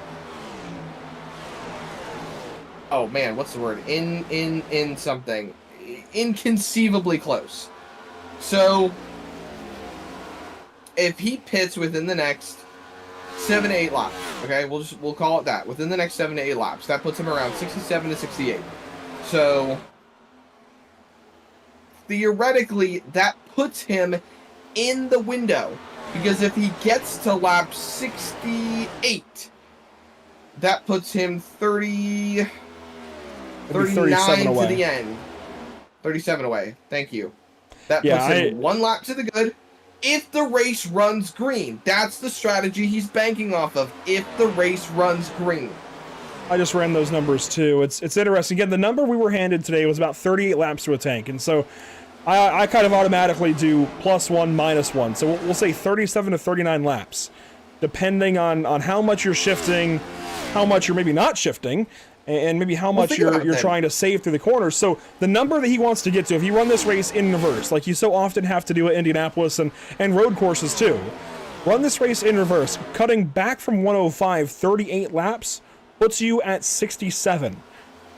If he can pit on the far side of lap 67, I think he's pretty fairly good. He might even be able to do it if he completes 66. So if he comes in on 66 to technically pit on lap 67, if that makes sense, cross and start finish line while in the pit lane, that's a stretch, but he might be good based on the number we were given today.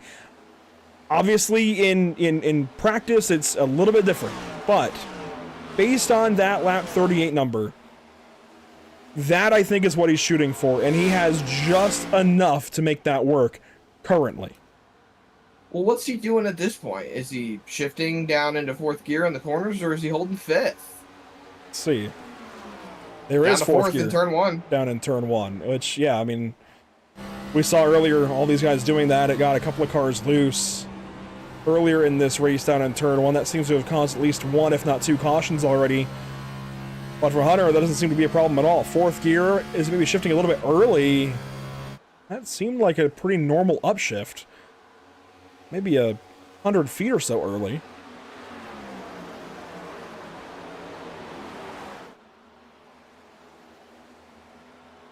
And of course, how do you want to save fuel? It's just like if you're in your road-going car and trying to be a little more fuel economic, if you will. Trying to minimize revs, keep the revs lower. So the sooner you upshift here on the straightaway, the less fuel you're theoretically going to burn. But on iRacing, of course, it's not perfectly... You know, it's not a perfect sim, I suppose, in terms of fuel mileage. And I've heard over the 10 years I've been on this service that throttle position matters even more than RPMs. And obviously, yeah, I mean, short shifting is going to help you to a point, but that throttle position, if you're still matted down the straightaway, that is still going to burn quite a bit. So it's very tricky. I think the easiest way is certainly just be off the gas. That's the easiest way to save fuel in any car, whether it's real or virtual. Just be off of the throttle and you're saving technically. But for Hunter, it doesn't seem like he's in hard save mode. But hey, we're still learning these guys, and there's a couple of you out in the YouTube chat telling us that Charlie's a fuel saving master. So it very much looks like he's trying to put this together in a way that he gets that track position here at the beginning of this stage and stays out front the whole way through, which certainly is looking good for him. Even got that stage win earlier in stage 1, so clearly he put some thought into how he wanted to run this race, as Brzezowski is soon to be on relatively level footing. I wonder when Hunter inevitably pits here in about 4 laps, Zach, does that pull these other leaders with him? Well, that's a tough one. I don't know, because they could theoretically pit with him and stay on strategy. But if they don't pit with him, they risk putting themselves in the position of Hunter having fresher tires over the course of the run, and then they have a gap to build back up. Pit So stop, realistically, Martinez. if they don't pit now, it's going to be a short pit halfway through the rest of the stage. This is a gamble out of Martinez. He has only run 16 laps on this tank, and he's betting on himself to go 40 to the end. 41, really. We're only on lap 65. This is a big, big gamble. It's an understatement. He'll still technically have to make one more stop. Unless he can save it. Yeah, he's betting that he can save here as Nick Mills has got more damage. He is in the pit lane again, and that's going to be it for the driver out of London, Kentucky. Mills having a night that he'd like to forget. We still want to go a couple more laps. We talked about 67, 68 here for Hunter. So Martinez pitting there. Either he mismanaged fuel on a previous stop, or he is gambling as here comes the 10, I think. Nate Lasco doing the same. He locks up and hits the wall. Does he have damage on the left front? Ivy comes in. A decent look right there. It doesn't look like he has damage. And again, Lesko was last in the pit lane on our most recent caution 13 laps ago. Same with Ivy. So again, gambling here. This is a big gamble that I would imagine they're going to run a little more fifth gear, potentially shift a little early, lift a little early. I don't know. I mean, this is stretching it for sure. And you hear that the 10 shut off as soon as he got to the box. I'd imagine Ivy did as well. He actually did not. He'll hit the gas again and pull away. Lesko, uh-oh. Lesko's out of the car. He may have been speeding, Zach. That's not good. So Charlie Hunter continues. This is that target lap we were talking about. Not only has Brzezowski caught him, but in the dirty air, Bowling has caught up as well. This is a great example of how that dirty air just traps the second driver in line, then the third driver in line, then the fourth driver in line. There's nowhere to go. These cars making most of their downforce under the car, under the body. That diffuser and the very smooth under paneling of the car just channels all the air down there, and ground effect keeps him gripped up to the racetrack as Bowling got the wall there between 3 and 4. Hunter continues. And Hunter's gonna make it. This is what we were talking about. He needed to hit 67, maybe even 68 or 69 to be good. At this point, he's just running laps to lock down the fuel number in case there's a green-white checkered. Because realistically, Andrew, you could fill the car up to the end on this stop, put enough gas in it that it will be good, and then if you have to take any subsequent pit stop after that, even later on in the race, you can put just a little bit of gas in it. Oh, spinning! Off a 2 into the inside wall. Terrence Murphy, he's off the racetrack. This may not draw a caution. He's down in the grass. It will not. If he's slow getting back on the pavement, though, that could draw it. Here he is trying to get the car back going.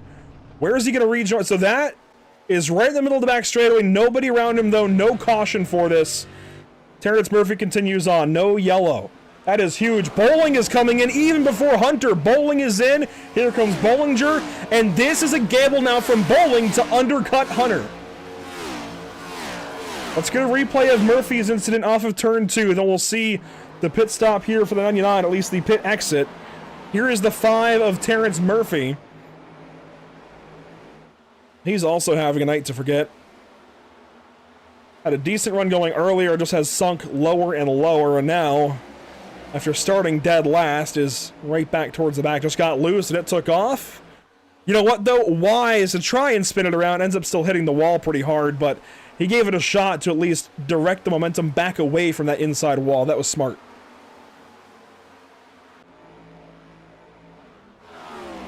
And still going. Charlie Hunter, as everybody's starting to undercut him. I'm really surprised that he did not hit the pits that time. Bowling already back on the racetrack. There he is, exiting turn 2. Actually right around Hunter, I think. No, that's a different car. That's Martinez. That's Martinez, yeah. So Martinez passed him up. That's big. That shows just how important that undercut is. I mean, these guys are lapping about a second slow per lap. So it is shocking that Hunter is still out there not covering this undercut at all. You have to think about it on what he's going to do. I think he's finally done it, hitting the pit lane. As everybody else, or he's getting close to the pit lane. I saw it at the time going down the ticker. Yep, there it is. To the pit lane, and Brzezowski stays on the racetrack. You talked about it, Andrew, about responding to the undercut. Hunter responds. He's going to bring a couple of cars with him. Brzezowski and even Lockett are staying out on the racetrack. Going to be one of those white Fords off of turn 4 coming in. I can't quite tell who that is just yet. That will be the 41, it looks like, Jimmy Jason. He comes in for service, as here is our race leader, at least at the time of his pit stop, Charlie Hunter. And I think favorite to win the race as well. Of course, we'll get down to driver of the daytime here soon. Slides a little deep in his box, but it's going to work. It's within bounds to get service, so no issue here for Hunter. Let's watch for Bowling and the other leaders. They'll get released. Bollinger rolls. Here comes Martinez already. And there goes Martinez and Bowling. Gone. There's no running them down without a caution. There is no catching them without a caution. I know, Zach, you say so often you don't want to be first in pit lane. In this case, I will override that. You want to be the first in and out as long as you're good on fuel. Hey, I am man enough to admit when my strategy calls are wrong. Caution! Nubra, slow pit entry. Oh my lord, this has changed everything. Not only slow, he is stopped. He will pull across the racetrack to avoid the penalty. Oh boy. And now he comes in anyways. He still hit the pit lane. And he's past the commitment cone, so he's going to end up getting a penalty. That's pits closed. That's unsafe pit entry. And everybody who stayed out looks like a genius. Everybody who just pitted also kind of looks like a genius. I mean, this is going to shake things up entirely. And oh man. Wow. Mega miss. Murtis mega miss right there.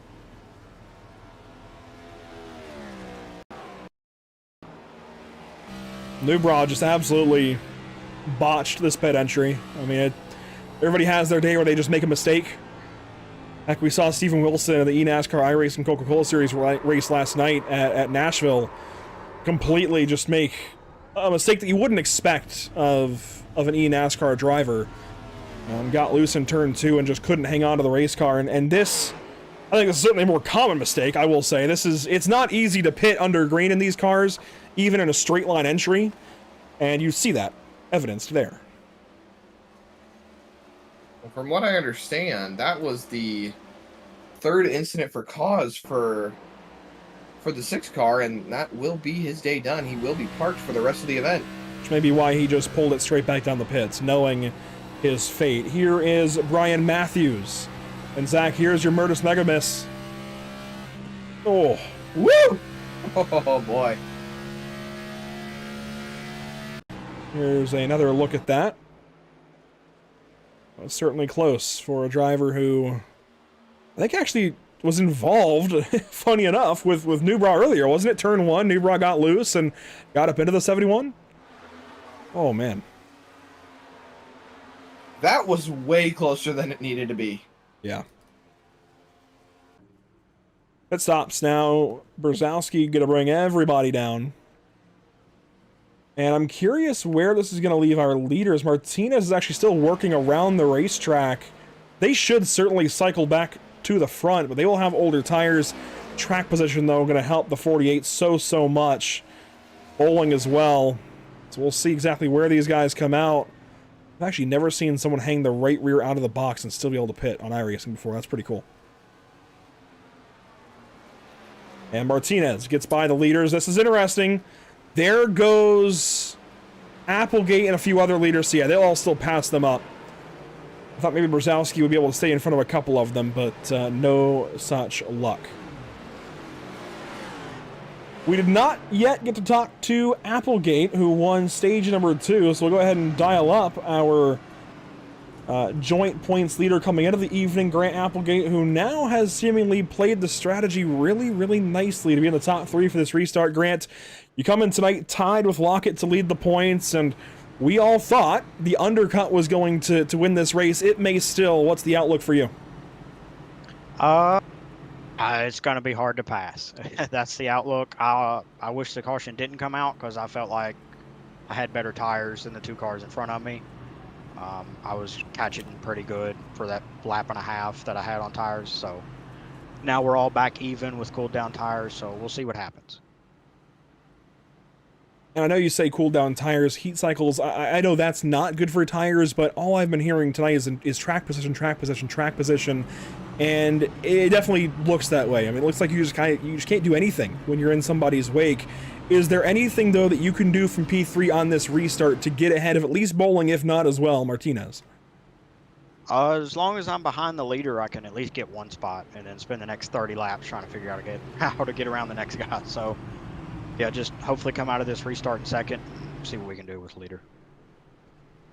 So Grant Applegate going to restart 3rd spot. Obviously, we're still learning, all of you guys, but we see you at top of the point standings, like I said, with Lockett. So obviously, we need to be aware of you. 2 wins in the season. I want you to call your shot, though. If there's somewhere that you're going to grab a 3rd, is it tonight? Is it somewhere else? I don't think it's going to be tonight, but we'll see what happens. This track's really, I mean, if I play this restart right and get in the lead, I don't see how I lose it, but I got to get to the lead first. So,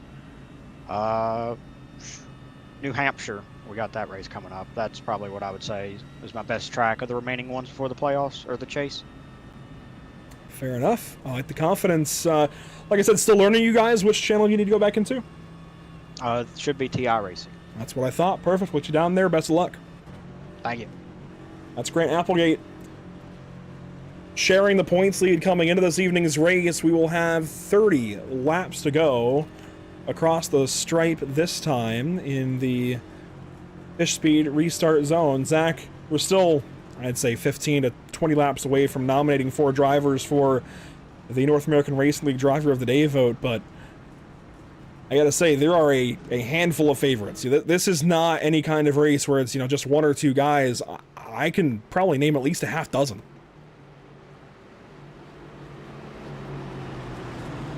I've got a few in consideration for driver of the day. When you Wait to hang on consider to that, though. when you consider how deep some of these guys started because of some penalties coming into the night, there are definitely a handful of names that could easily be way up there. And even if you consider the fact that Martinez, I mean, he had to come in, what was it, lap 1?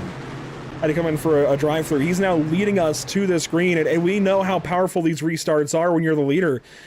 If he's able to get clear of Bowling by turn 1, and he should be able to, that could be lights out for the 48 car. Let's see.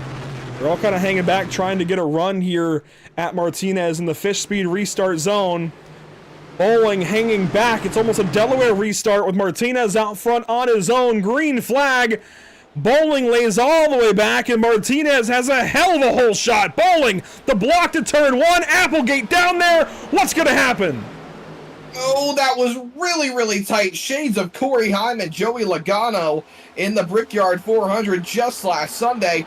That turned out a lot cleaner than I expected it to as Applegate cut Bowling a huge break into turn number 1. That could have been very, very hairy. Everyone's starting to fall in, get single file, stay in the draft, stay rolling as Martinez has walked himself out in front. I don't think they're getting back to the 48 anytime soon. They may still at some point as Applegate destroys the wall off of turn 3, but it's going to take a while to get back to that 48 car. Applegate in trouble now. Here comes Brzezowski to his inside. Hanging tough on the top side. Gets clear of the 77, and instead of coming down to cover it off, he just stays up on that top line. Brzezowski to the inside. Hanging on to the inside of the 53 of Bollinger. Oh, there's contact! Wingfield around the outside. There might be a caution here soon. Yes, there it is. Kip Easley in trouble. Massive accident down the short chute from turn 1 to turn 2. Big, big trouble for Easley and more. Easley already towing that car back. There is Ivy. He's got damage. That left rear is destroyed. Chance Page, I think, might have been in it or behind it. Big issues. Easily, oh my gosh, that car is junk. That's destroyed. Here's a look for Easily. This is all the way back to turn 2, the previous lap.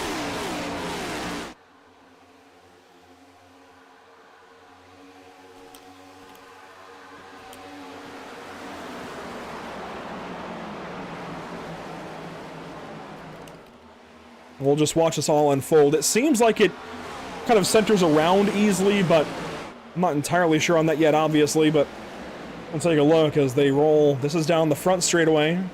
Easily is that chrome black and red 27 car right in behind the camo 01. There's the 24 to the inside. That's Jeffrey Petty. Oh, and big contact into the corner, down through the grass. Easily tried to save it. Petty hit the wall. There's more contact, Yeah, and then big boom. hit. And that's where Ivy gets it. Oh, Wow. that could have so easily been a nomination for Murtis Esports, Murtis Mega Miss, but oh man, that is just so hard Here comes to Petty. take into account. Just staggers to the inside there easily. When he lifted, they make a little bit of contact. We didn't broadcast the incident that I'm thinking of, Zach, but that looks very much like an incident that you and I watched for a different driver that we know of that ended in larger controversy. But that looks like that, where when you lift, sometimes, whether it's a big offset stock car like the O'Reilly cars still are, or even still these Cup cars, they're set up to be offset to turn left, specifically, right? When you lift, sometimes that car just takes off a little bit, and you see as Easily lifts, maybe even it's the brakes doing it, the car just tugs left ever so slightly, and Petty was there. And then look at this hit right there. That is so huge. Just shoots him right back onto the racetrack. There's nothing that can be done. Yeah, it's a really bad angle that's cut out there of the wall for the road course here at Indianapolis Motor Speedway. There's the contact again. Easily trying to save it. Petty straight up to the outside wall. They all pedal to try and miss it. And boom, tire barrier straight back out, and the ricochet grabs the 3 of Ivy. I want to see who else was in this. Those 2 Fords right behind Blevins. That's who it was.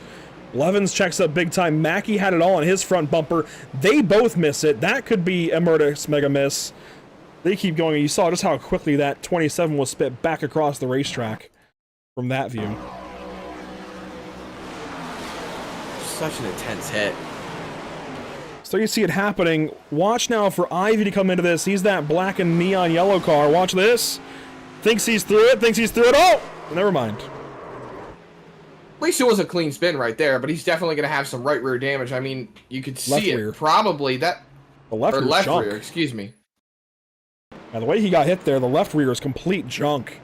And that was the Bonanza 12 right ahead of him that I think blinked.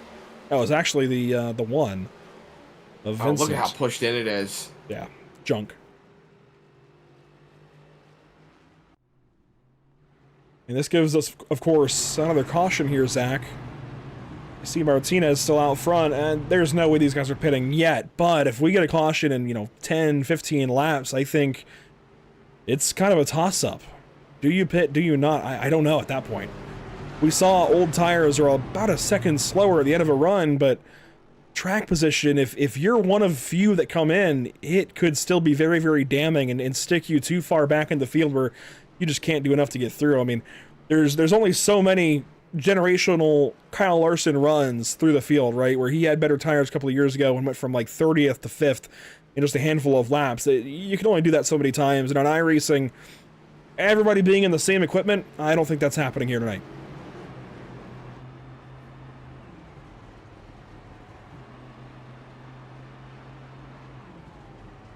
This is all just topsy-turvy right now, Andrew. I mean, we're rolling into the later stages of the race at this point, too. Do we see the intensity start going further and further up? I mean, do we see more cautions like this? Do we see more wrecks? Or do we see these guys settle back into another run? That's a great question. We're about to find out.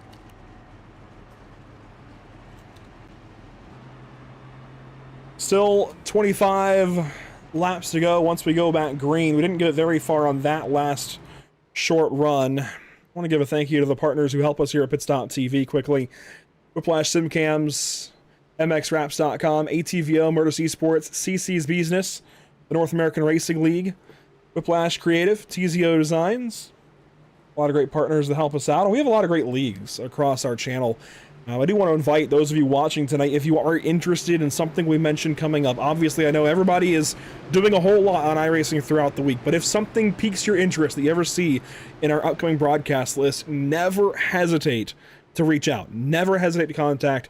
We love getting drivers to cross leagues and find new groups even to run in that you could run in for the next 10 years on iRacing. Who knows? If the sim is around that long, we'd like to have you around in some of these leagues, but we'll get back going here. 25 to go this time by.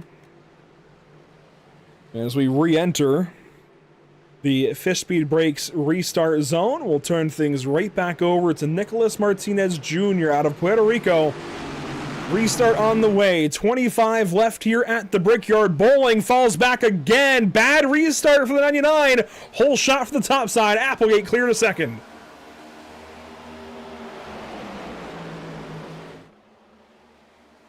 Top two driving away, Andrew, off of turn number 1. They're able to get single file in front. Brzezowski hanging on to the top side as well. He hangs on to the third spot. Bowling on the bottom, trying to fall in line. And they get single file down the back straightaway. The first side-by-side battle, that is for the 8th spot. Excuse me, for the 7th spot. That's Lockett on the outside, trying to hang on to it. Everyone's just trying to make it work now. We're coming up on 20 laps to go. Not too far away from here. It's 25 to go right now. 24 at the line. 24 laps to go. Single file through most of the field. There is a dive out of Chris Mackey back there. He looks to the inside of Murphy. No dice. They keep on rolling just a little bit longer as there is the front of the field. Single file, turn number 2. Can anybody get to the 48 car? Can they make any kind of passes? It's going to be a challenge.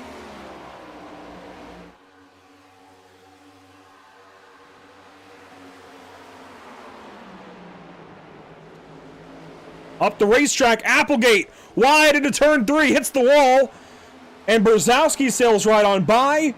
I would say the 57 is done, going for the race lead, and Hunter got filed back on this restart. He's down in 5th, and there's the snake starting. Oh, it's tight right here on the outside of Bowling, trying to get it back. Applegate looking around the top side. Martinez is the fastest lap. Bollinger gets a little tight through turn 1. Bowling up the racetrack, Applegate. Oh, watch out! 57 got loose. And here comes the run for Hunter. Winkfield slides back in behind. Now he drives back down low, blocking the inside from West. He was looking to crack the top 5 for one of the first times, maybe the first time tonight for the 01 car.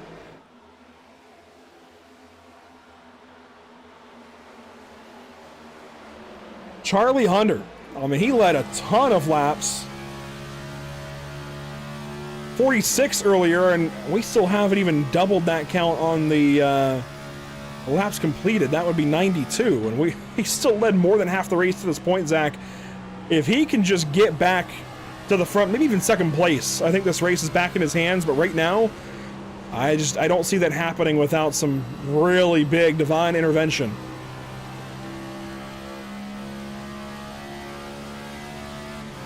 Anything's possible still. Anything is still possible to get this race wrapped up. You never know. We could see more cautions. It's entirely possible as we roll through the field a little bit more. Jesse Graham losing a spot. Mackey hits the wall as soon as he passed Graham. Big hit for the 9. And you know, Zach, these bodies, they can handle it, but the suspension can't, as we are side by side for the race lead. Brzezowski and Martinez, there's action in the back, but Brzezowski Gonna pull ahead into turn number 1. He's got the race lead. We have seen, I believe, our very first pass for the lead that wasn't immediately on a restart. And caution is out. It's Mackey. Unfortunate. I just mentioned, yeah, the body can take it, the suspension can't. And on the other end of the racetrack, he's in trouble. Matthews, too. A lot going on there. I want to see the setup to the pass, though, first from Brzezowski. So let's go back and catch that on our race leader. This is into turn 3, and oh, that'll do it. Wow. Hang on, let's back that up again. How did that even happen for Martinez? He drifted all of turn 3. Downshift, I guarantee you. Boom, right there. Might have got him, yeah. Hangs on to it. What a save, though. Congratulations on probably getting the save of the race. That was an impressive catch. Brzezowski able to just get right up underneath, and then we saw the rest of it from here. Right here. Brzezowski just very simply had the inside and got ahead. There's Mackey throwing the block, and that kicks us up with Graham. When we saw the pass with lead from there, here is this incident. Mackey and Graham into turn 1. Big block from Mackey. He then turns in, and Graham's still there. That's... Oh my gosh, these saves tonight, and then Graham finishes them off, and man, 71, nowhere to go. It looked like he had it saved for just a moment. Yeah, I thought Mackey was going to drift that, watching the replay. And he did for a while, but not long enough.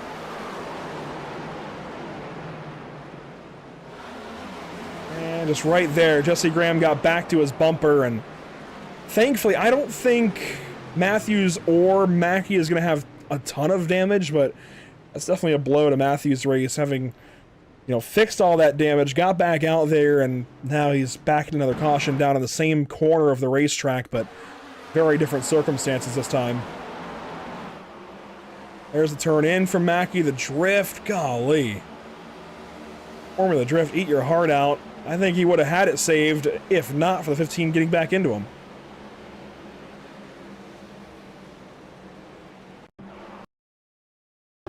Check this replay out. Just an unfortunate set of circumstances. Look at this, look at this, look at this. Wait for it, wait for it. And boom. Pop.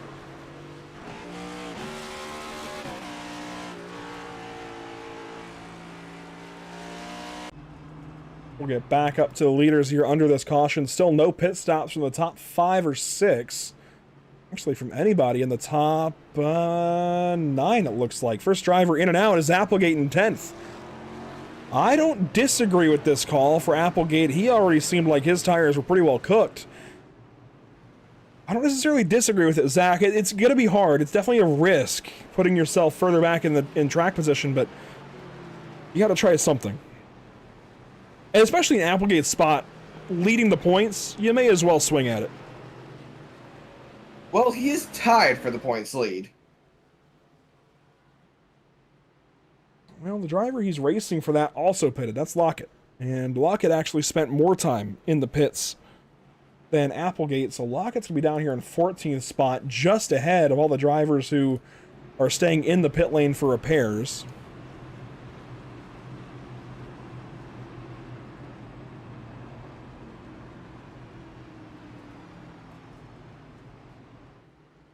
Boy, oh boy, things have shifted for sure. I want to see if we can dial up a particular driver. I gotta see if he's even in. Oh, well, he's deafened. I was gonna grab Martinez, but I think he's locked in, as they say. He is deafened in Discord. I don't think he wants to talk to anybody. So we'll let him be. We'll look around for another driver to talk to here under this caution. I will say, these guys have been a lot of fun to talk about tonight, get to know a little bit. Regardless of how the rest of the evening goes, this has been a really solid way to begin a relationship with the Full Send Racing League, and it's to my understanding, and actually if I go back and read the announcements, maybe this will help me, but it's to my understanding that there was a job opportunity basically open up for the previous broadcaster, Zechariah Cartledge. He has been out there in the YouTube chat a little bit. I don't know if he's still watching, but certainly would love to check back in if he is. Regardless, he put in all the work to this point, kind of carried us to the spot. I believe they had a fill-in broadcaster last week at North Wilkesboro Speedway. Which I gotta say, Zach, that would have been great to have been there, but we were preoccupied with coverage for the Legends at Charlotte last Wednesday, which we still managed to fit in tonight, I will say, and that was cool to do.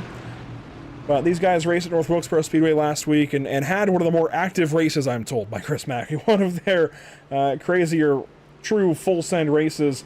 I had a few penalties come out of that, but it's good to jump in with them here this week. And again, they have an off week here after today at Indianapolis. Then we're off to Iowa, Richmond, New Hampshire, and Daytona to set this chase. And it's actually pretty cool. We're going to run most of these races pretty much in tandem, A, with the NASCAR Cup Series, B, with in tandem with the All-American Racing Network Next Gen Cup Series on Sundays. So we kind of get to sandwich ourselves with Cup Series style racing Wednesdays and Sundays now, and of course still catch the Cup races on Sunday afternoon. Yeah, we've been expanding a lot more with different broadcasting schedules on Pits.tv, and I'm happy to say that things are looking very nicely. This has been a really positive outlook. I agree. We've got our own league coming on Tuesday evenings very, very soon. Stay tuned for that. For now, we'll work back around to the Fish Speed restart zone one more time. Now it's Brzezowski out front. He's going to hope to have the whole shot to turn one. Decent restart. That is Bollinger on the outside of Martinez. Green flag again at the yard of bricks.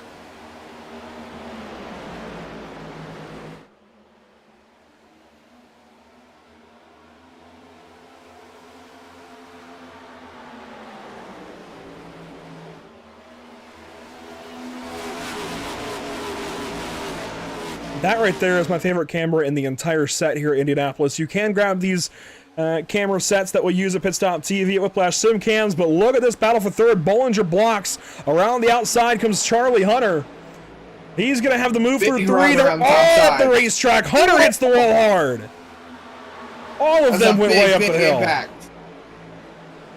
Still hanging tough on the top side, though. Making it work, getting the big run down the front straightaway. They're snaking to stay with it, but Hunter might just get clear down to turn one. It's going to be close. It's not going to happen, though. 25 to go when they get back to the stripe. And he's clear.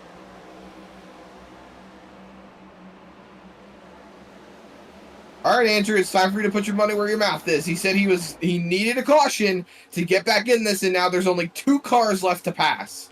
I think he's got to get at least a second to have really any chance. I definitely think Hunter is the best driver and car combo here. I don't know, though. He just hit that wall pretty hard on the restart and still back in third spot, burning these tires up a little bit. He's got slightly better tires than Martinez ahead, and we saw that slide from Martinez before that last caution. That's certainly going to hurt his case, but it's a long ways to go still to get to Brzezowski. Nearly a second between Brzezowski and Hunter, and they've been around each other a lot tonight. And look at that, Nathan's, that's the fastest lap of the race. So clearly, the tire situation not hindering him at all.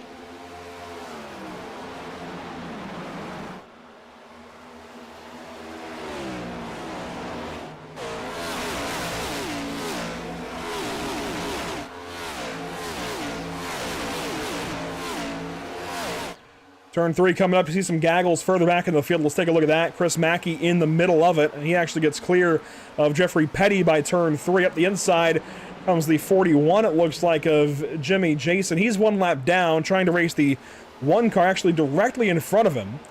That would be for the lucky dog position, Zach. So should we get another caution, this pass could mean a whole lot. You see the Juicy Spider number 1. We see a lot of Juicy Spider cars on Mondays in the Nora Retro Cup Series. Good to have another one here on Wednesday evenings as well as they fight down to turn 1. Vincent hangs on. He's still a lap down and now blinking. The final car on the lead lap currently is Chance Page back here in 17th. Meanwhile, Hunter starting to get a run after Martinez.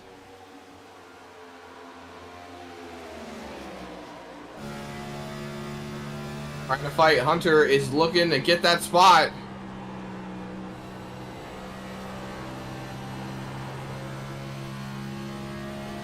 He's there, Andrew. It doesn't seem like that wall contact is a huge hindrance on that racing machine. Gets a good rotation through 4. Little contact right there to the outside wall, but the draft is going to pull him down the straightaway, keep him within striking distance. If a mistake is made by Martinez, Hunter is there, but he is running out of time. Great battle back here, side by side. Applegate on the inside of the 23. That is Thompson on his outside. Lockett right behind this, and these guys are all in the top 10 currently, but oh, the slide out of Lockett. That's going to open the door for Winkfield underneath him, maybe. Maybe not. They stay in line. And from what I can tell, Applegate and Thompson, I believe, are teammates. They both have fish speed on the car. And yeah, Thompson lifts early there to give Applegate some room at a turn 3.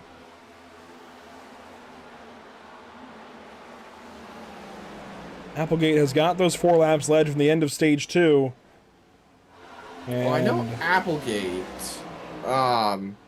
I believe Applegate is with Austin Thompson in the 23, both in the TI camp. That's what I said. Oh yeah, you did say that. It clicked for me because I know Chris Lewis, I know the TI guys. They're all a bunch of really great guys, and it clicked for me. It had to click for a second. On the inside now, Zach Lockett. Here comes Rayshawn Winkfield looking for that spot. One car way down low. I think that's the 15, maybe. Yeah, that's just Jesse Graham going a lap down. He is in 17th. He actually just pitted. Battle for second still going on. Hunter not able to clear Martinez yet. I said we'd go till about 15, maybe 10 to go, Zach, before we nominated for driver of the day. We are there. 11 laps to go this time by. Look at the blocking. A little bit of snaking down the front straightaway. Martinez trying to hang on over Hunter. He was there going down the front straightaway, and he's closed up a little bit going through 1 and 2 as well. A wider arc to get that crossover momentum off of turn 2. A little bit of wall contact. So much to consideration for driver of the day. You know what, Andrew? I'm going to let you pick first, because I'm still thinking about my picks. Okay. That's not bad. I know exactly what I'm going for. This guy, who's currently running second, Nicholas Martinez. He's led 10 laps, but he's up 21 positions. Started 23rd tonight. Had that drive-through right at the beginning, and has recovered really nicely. Had that drift as well in turn 3. So no-brainer for me to nominate Martinez for North American Racing League Driver of the Day. And I'm not going to go far to look for the second one. Right behind him, Charlie Hunter, 46 laps led. Yeah, he's having to battle dirty air, but we know from how much he's been out front tonight, we know he can get it done. He just needs the right opportunity, and if dirty air is the one thing holding him back, we know to watch for him beyond just this evening, at least in the big speedways. Obviously, this race car is pretty temperamental. The NASCAR Cup Series car, it's not always going to be the same crowd out front between, Indianapolis and Iowa, for example. So maybe Iowa is different for Charlie Hunter, but at least here tonight in Indianapolis, he is the one to beat. I think for my picks, I'm going to go with a bit of an obvious choice, and I'm going to take a 77 of Brzezowski. Leading the race, obviously, he's up 4 spots. He's led 16 laps already, and he continues to lead with 9 laps to go left in the race. And as the laps tick down, it gets more and more likely that we will be seeing that car in victory lane at the end of the night. I think my second pick, I'm not going to go too much further down the field. I am going to go with the number 5 of Terrence Murphy, who joined a little bit later into the practice session. He had a little bit of an issue, spun earlier on in the race, went into the inside wall, and that car has been pushed back up to the front. He was all the way back in 29th position. He's up 24 spots. Gotta give credit where credit's due. He's done a phenomenal job to keep himself in this race. I think you just nominated Nathan Brzezowski to make me type his last name in while also producing and commentating the show. No, that's what I think. No, he's leading the race. You usually end up picking the leader of the race. I leave it for you. You didn't pick him, so I picked him. If anything, you have yourself to blame. The gaslighting is crazy. Regardless, inside of 10 to go, Indianapolis Motor Speedway, the laps are counting down in a hurry.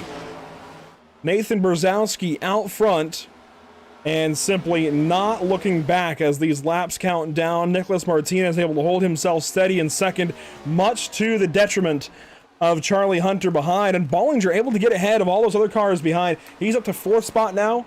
He's looking good. Terrence Murphy 5th, Grant Applegate 6th.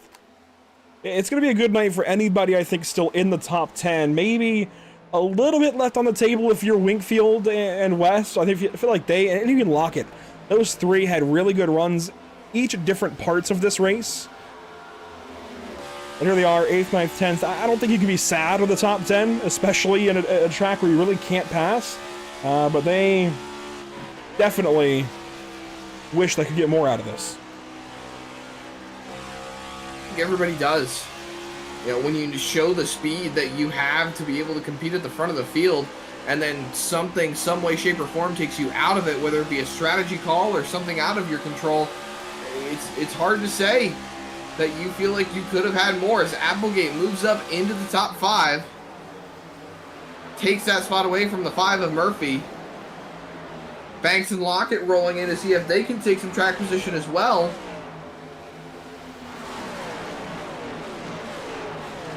But Brzezowski's just scooting away.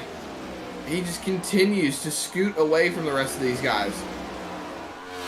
And you know, Zach, we don't typically look at it all that often in race conditions, but on the ticker right now, you'll see best lap for each of these drivers in this race. And there is definitely one that stands kind of apart from the rest.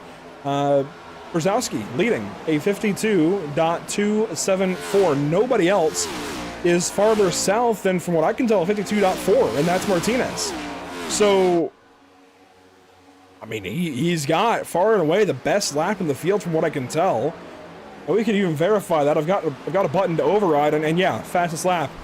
It's not a new fastest lap, but I can override it to make it pop up again, and sure enough, Brzezowski fastest in this race. That does tell a lot, as we're getting a good race here with Banks, Lockett, and West.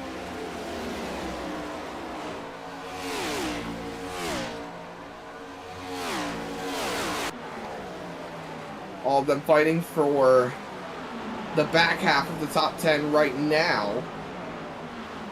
Applegate has scooted away from the rest of these guys. 6th place right there. You see Murphy leading this group of 5.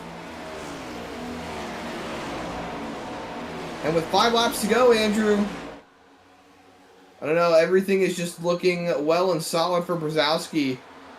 These guys are not exactly in a position to fight where it could potentially cause a caution, unless, say, one of them were to make a catastrophic error. But coming to 4 to go, it's really just starting to settle in, and we're getting to a point where I think Brzezowski can just get a little bit more comfortable.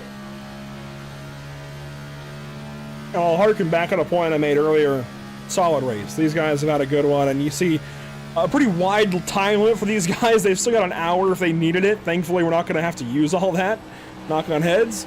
But in these 101 laps we've completed tonight, it's been a lot of fun to get to know these guys a good bit. And a longer race, I think, a little bit, Zach, but definitely a fun one to cover. Most definitely. They've really put on a show, especially for a track like Indianapolis, where these cars do not drive the greatest. But up front, back once again, looking on with Charlie Hunter, trying to see if he can still find a way around for that 2nd spot. He's got another run off of turn number 4. And this is just a weird thing to me, Andrew, okay? So, as we see Martinez snaking all over the place on the front straightaway, this is the weird thing that doesn't make sense to me, and this is where I kind of understand where the NASCAR fan base has a gripe with the next-gen race car.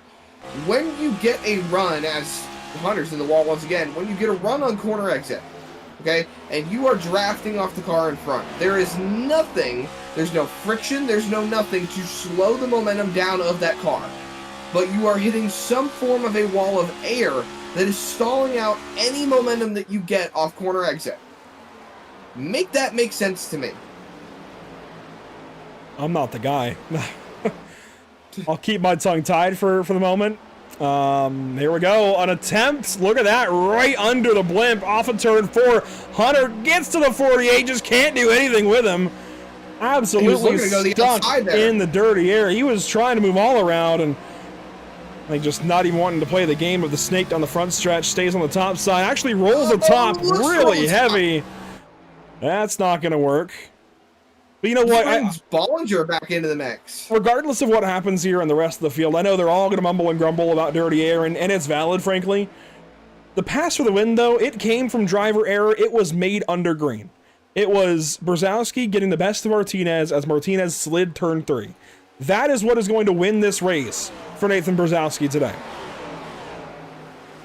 Well, as they roll through 3 and 4, the fight for second is still on. Martinez gets loose through turn 3, so does Bollinger. That brings Hunter right back into the mix, and as they roll onto the front straightaway, the 77 is on cruise control, Andrew. We're coming back around. It's the white flag in the air here. Indianapolis, presented by Whiplash Simcams. One more time around the yard of bricks. The fight for second continues to play out as Charlie Hunter is looking around the top side once again. He's going to try a crossover move into the short chute. Pokes the nose, can't quite get there. Onto the back straightaway. He's only got 2 more attempts to get there as they are 1.5 seconds behind Brzezowski. They're pulling the Indy snake down the backstretch. Martinez all over.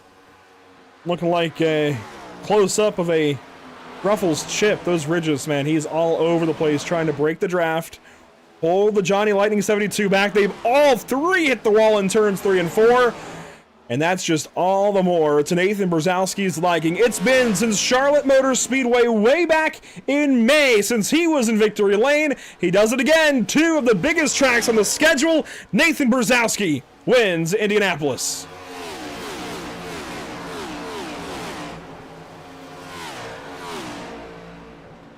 Martinez hangs on to the second spot over Charlie Hunter.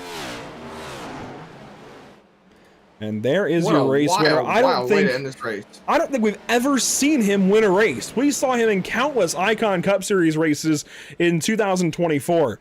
I don't think we've ever seen him win. We saw him in contention to win races, but we never saw him seal the deal. So it's great to see that these guys are finally showing what they have. Lockett comes up to congratulate Brzezowski. They're teammates. Give him a little, little celebratory tap. Murphy comes on up to Lockett as well. Everyone's just coming up to congratulate the 77, almost forcing him down to the pit lane. Oh, okay. Well, Lockett and Terrence Murphy sideways there after the flag, but here we go. Nathan Brzezowski going to bring it down to the flag. And the whole front stretch is his, including the bricks, if you'd like to burn down on them. but you're not supposed to do a burnout on the bricks, man. Well, it's iRacing. He actually avoids them. Look at that. Nathan Brzezowski burning down at the Brickyard. Second win on the season for him. If he can pull out from behind the grandstands there from the blimp cam. Second win. He won race 1 at Charlotte Motor Speedway. He'll avoid the bricks. Park it right there on top of him. It doesn't burn down on him. Nathan Brzezowski, second win of the season. That's big. That's big in the standings. That's going to take him. I mean, he comes into tonight 8th in the point standings. This should catapult him certainly clear of Bollinger, maybe even Martinez. They are super close in the standings. He could be looking at a top 5 in the points going into Iowa here in a couple of weeks. So a big, big night for Nathan Brzezowski in the number 77. And we'll be talking with your top 3 finishers. I am so curious to hear what Martinez and Hunter have to say after their battle there to the wire. It's all Nathan Brzezowski, though, out front at Indianapolis. A quick look at your unofficial race results here from Indy. Your top 10, there they are. Nathan Brzezowski and Nicholas Martinez. That's your front pair. Really could have gone either way, though, for second place. Martinez and Hunter certainly wishes it would have. I can only imagine how frustrated he's got to be in the dirty air battle there, trying to get around Martinez. Just couldn't do it. Bollinger comes home 4th right behind them, and Applegate, a solid recovery there to 5th spot. Terrence Murphy 6th. Brandon Banks, Zach Lockett, Kevin West, and Rayshawn Winkfield, the rest of your top 10. Rolling outside the top 10, Austin Thompson ends up coming home in the 11th spot for that number 23 car, with Chris Mackey finishing off in the 12th position. Stephen Blevins right behind him. In the 14th position, Jeffrey Petty, and then Jamin Bernhardt right behind them in the 20 and the 24 and the 12, 14th and 15th on the grid. Chance Page ends up 16th, and then you have the drivers that ended up finishing one lap down, so 16 cars on the lead lap. So Terry Vincent, Jesse Graham, Brian Matthews, and Doug Ivey round out your top 20 as the cars that finished one lap down. In fact, Brian Matthews 7 down and Ivey 9 laps down at the end.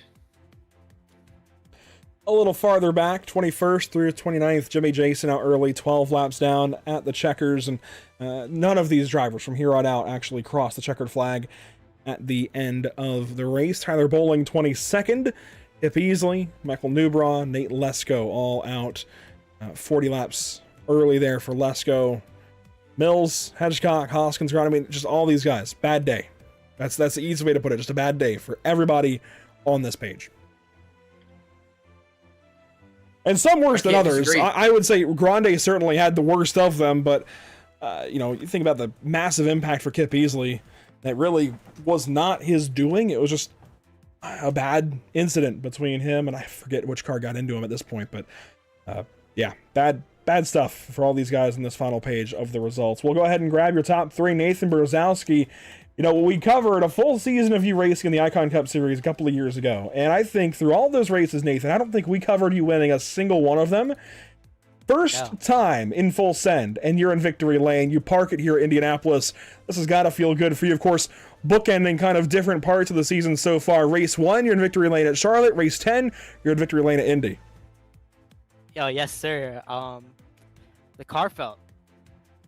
I felt like I was able to pass a lot better than other cars, just because I was able to put the car in the right rear more.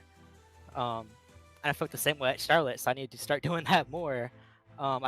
Everybody was struggling to pass, and I was about the only car that was kind of able to make moves throughout the field.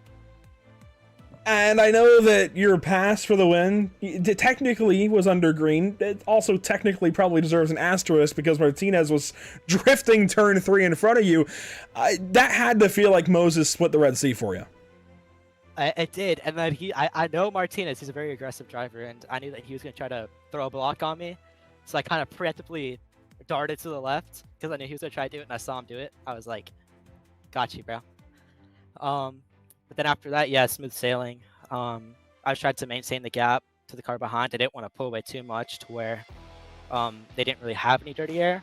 I still wanted to put dirty air on them, of course, to keep them burning up their tires more, because they were on older tires.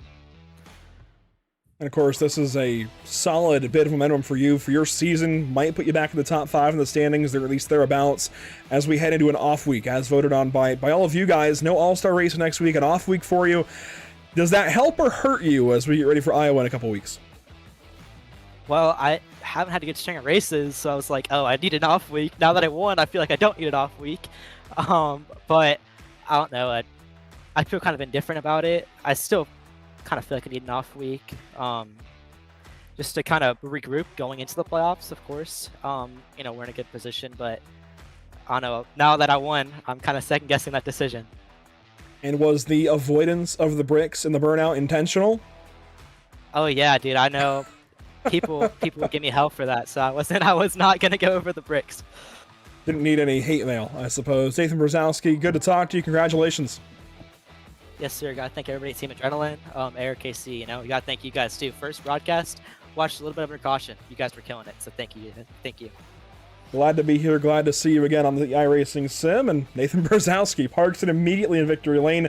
Must be his good luck charm or something. But we'll go on down and grab second place. And Zach, in this case, that is the Puerto Rican Nicholas Martinez. I mean, great drift, but couldn't hang on for the win. Yeah, an outstanding drift to hang on to the race car, but it cost him the race lead. Nicholas, we were watching you, trying to see if you were going to go up there and get him. Do you think you had anything for Nathan at all as the race clicked on? No.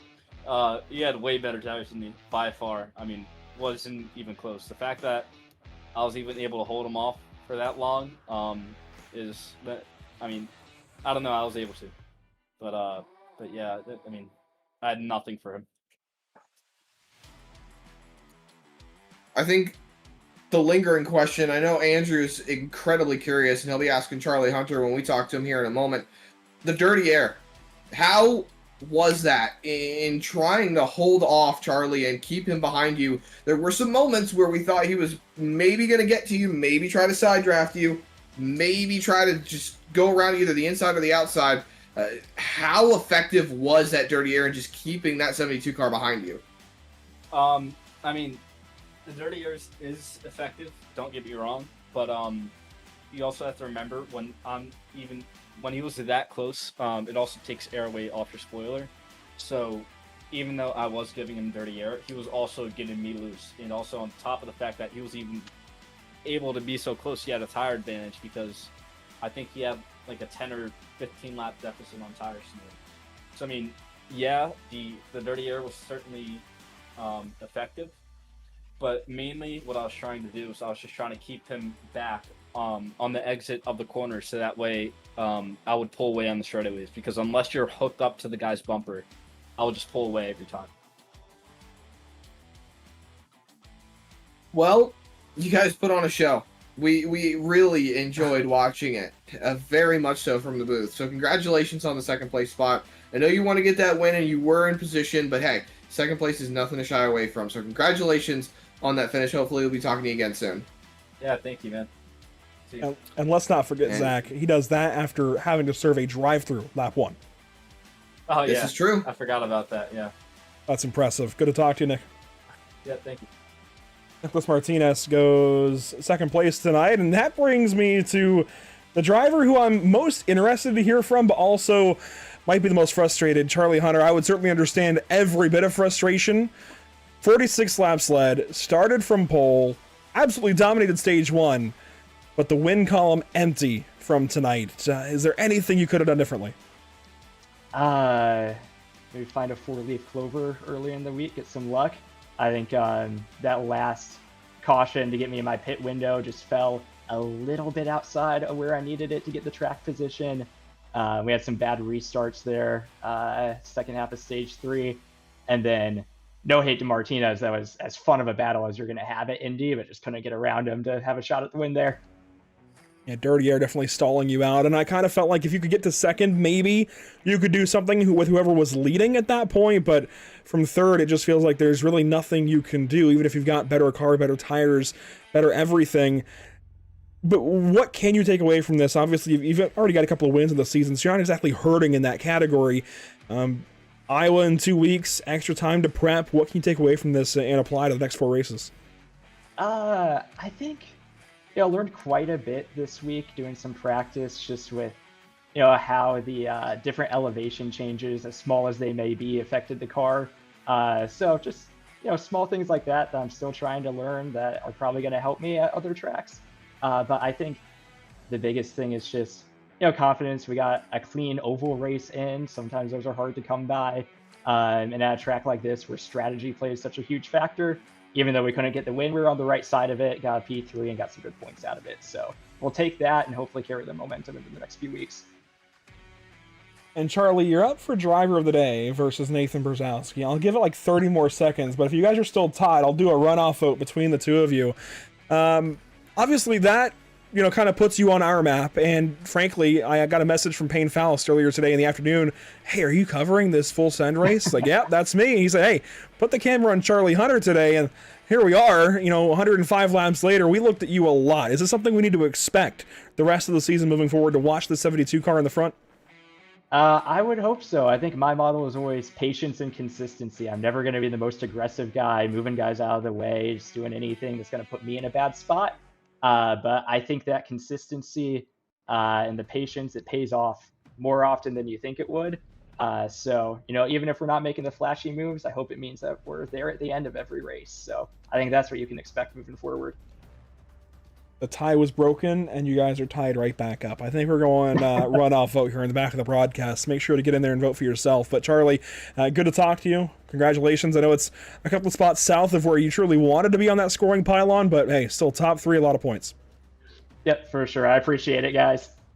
There you go, Charlie Hunter. First race here with full send for us, and already he's on the map for sure. I don't know how much this will translate to Iowa and such, Zach, but definitely we got to at least watch for him. Oh, absolutely. I think as the season goes on, we have our guys to watch now. This being our first go around, obviously we didn't know what the standard was throughout the course of the season so far, but I think now we've got a little bit more to wrap our heads around and see where things can move forward. And it looks like Nathan Brzezowski pulled out all the stops at just the right time. He will win the Driver of the Day vote. Congrats to him on being able to do so. The vote changed just a few moments ago, and it's like, hey, we typically try to end them, the Driver of the Day votes, right after interviews. That way we can talk to each of the drivers who might be in that. And, well, he was able to get it at just the right time. So, vote over Nathan Brzezowski, Driver of the Day here in Indianapolis, and I can't disagree. I think either one of those two would have been fantastic. Really, any of the four we nominated, even Terrence Murphy coming through the field. I know that the finish wasn't all that it could have been, but to still be up, 23, 24 spots at the end of the day at a place like this where you simply can't pass, you have to rely on track position and strategy to do anything here. Yeah, that's solid stuff there. And as we look forward in the schedule, Zach, next up, obviously, we have a week reprieve to, get ready. If we missed anything tonight, gather it up and be ready to go. Points race number 11 at Iowa.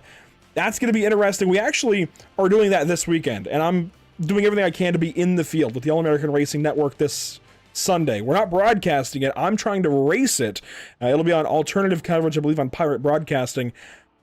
I don't know. I don't like Iowa. I don't like this car very much. The combo, I don't know why I signed myself up to do it, but I'm just trying to race all I can, and it's going to be really good info for how these guys will race there in a couple of weeks' time.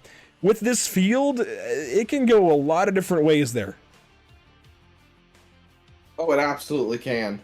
Iowa is a very tricky track, and it's one of the tracks, kind of like Indianapolis, where the right rear drives off very easily, and if you don't really hit the corners that well, especially with the new patches of asphalt, it can really upset the car, and it can cause a lot of issues over the course of the long run. Just little mistakes costing you time. And of course, looking forward not just for the Full Send Cup Series, but for us here at Pit Stop TV, the next handful of broadcasts for us kind of all over the place. First, we're over in France tomorrow night for the North American Racing League Porsche Cup Series. That's season number 4 for them. They were away for 3 years from Porsche Cup racing, just doing GT3 racing in that time. They're back to Porsche Cup. They've got pros on track tomorrow night. We're talking I ratings in excess of 11,000, and I'm not kidding. That is not an exaggeration. So the strength of field for that race is typically over like 5,000-6,000. It's pretty insane. We're going to have a lot of fun tomorrow night. Chris Winstone and I on the call, and then Monday night, Zach, look at that. Legacy, Michigan coming up for the NORA Retro Cup Series. I know Dalton Tucker wasn't here this evening. Hopefully he's back for Iowa, but we'll see him going back for the front in that series. He's been leading the points the last couple of weeks. Lost it actually into this past week at Watkins Glen, but had a good race at the Glen. We'll see where things sit into Michigan next week. And then Tuesday, it's the return of the BRB Sundance Pro Series for 3 more races as their 6th season wraps up. And that'll be it for them. We'll be crowning a champion before we know it. That we will, and so many places to follow along with Pit Stop TV. You can see it right there at the bottom of your screen. All the different channels that you can find all of this great racing on. And if you want to vote for Driver of the Day, you want to be involved in some of the more interactive things, then make sure you follow along with YouTube primarily, because that's where you'll be able to find a lot of that fun stuff. But Andrew, we've got so much coming up. I'm super excited for it, and I'm so glad we get the opportunity to do it. And it's not just the upcoming broadcast, as we mentioned, Legends and the National Series coming up for the Whiplash Racing League. This is shameless plug. Obviously, if you guys have anything conflicting within Full Send, no pressure. But if you're free on Tuesdays coming up, the Whiplash Racing League National Series is beginning Tuesday, September the 8th. It's $50 to register, get a season pass, and get entry to every single race, including the exhibitions and all points races, and fight for a championship, NASCAR or Rally Auto Parts Series cars. Look, I'm just saying, we could have some fun talking about the same drivers on Tuesdays and Wednesdays. That could be exciting. It could play right in very nicely. And our Legends thing. Again, we're going to Oswego next week. You guys have an off week. If you're in this Full Send Racing League, come talk to us. We'll get you into a Legend car at Oswego Mini. That's going to be a blast, Zach. You and I have tested it, and it's wild. it's a little wild. A little is an understatement. It's interesting for sure. Hey, thanks for being here tonight. It's been a pleasure. Again, a big thank you to our partners, A, with this series, and B, with us. Here's a look at Grid Gold, Ivy Designs, Fish Speed Brakes, and of course, winning the Ivy Designs Pull Award this evening, that was Charlie Hunter, and we saw a handful of Fish Speed Restart Zone restarts. So, an exciting night here at Indianapolis Motor Speedway. Big thank you as well to our partners here at the channel, Whiplash, SimCams, MXWraps.com, ATVO, Motors Esports, CC's Business, the North American Racing League, Whiplash Creative, and TZO Designs. Zach, any final thoughts from Indy? I can't wait for Iowa. Fair enough. Good to have you all here this evening, and thanks for watching. We will catch you all next time, hopefully tomorrow night for Porsche Cup Racing at Le Mans. Otherwise, we'll see you all next time out here for the Full Send Cup Series in a couple of weeks at Iowa.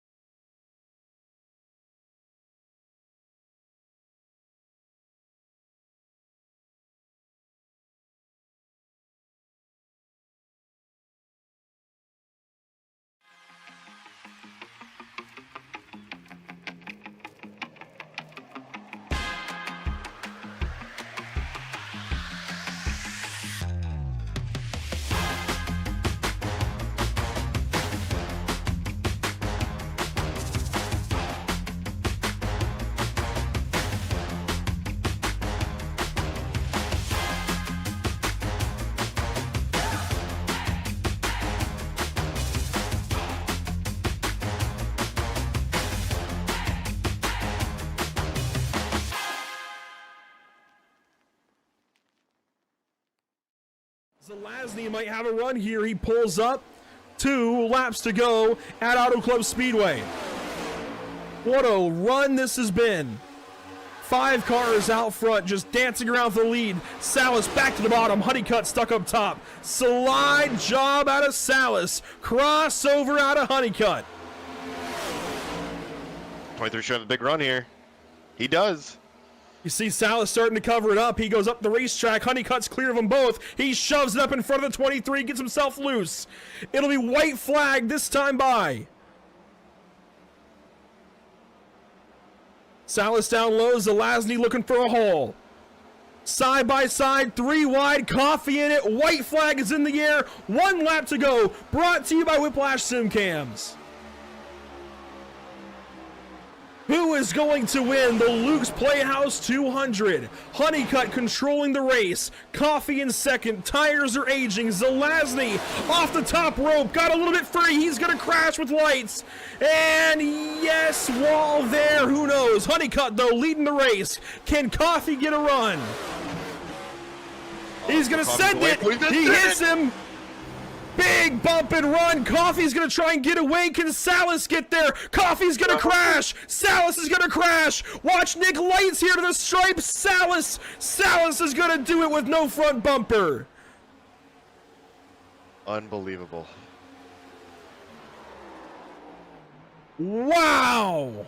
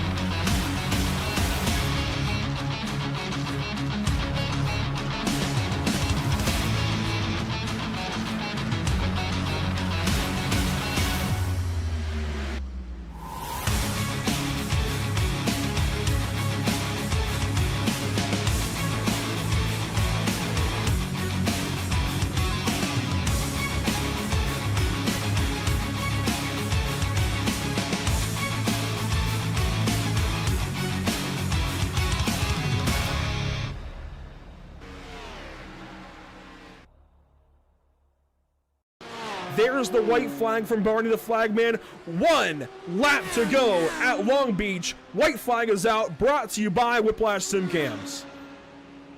Yeah, can Rayleigh hold him off? He looked like he's started to gap Cantonio just ever so slightly. Got about half of a second. It's been hovering right around there. Oh, Cantonio really pushing. He's sideways out of turn number 1. But Rayleigh just keeping that car pointed in the right direction. Nice and smooth, able to keep it going. It's going to be tough. Antonio knows that there's not very many chances, even if he can get close enough to him to make a move. So we'll see as they come through 6 and 7, head toward turn 8 onto the backstretch. Deeper in the field, nothing changing. Lap traffic ahead. It's Kevin Peak and Bradley Alvis right in front of our race leaders down East Seaside Way. And to turn number 9 for the final time. Lap traffic in the way, and Rayleigh goes for it on Peak. He sends it into turn 9. He knows he can't wait. He knows he can't give an opportunity to Kevin Cantonio. Cantonio's going to take it anyway. Ships it into the hairpin, and Rayleigh's going to get away. Thomas Rayleigh is going to be a race winner in the North American Racing League. A last lap bump and run wasn't enough. This man wins at Long Beach. Wow, what a finish coming through that hairpin. I thought they were all going to wad it up. We had lap traffic in there, staying in there.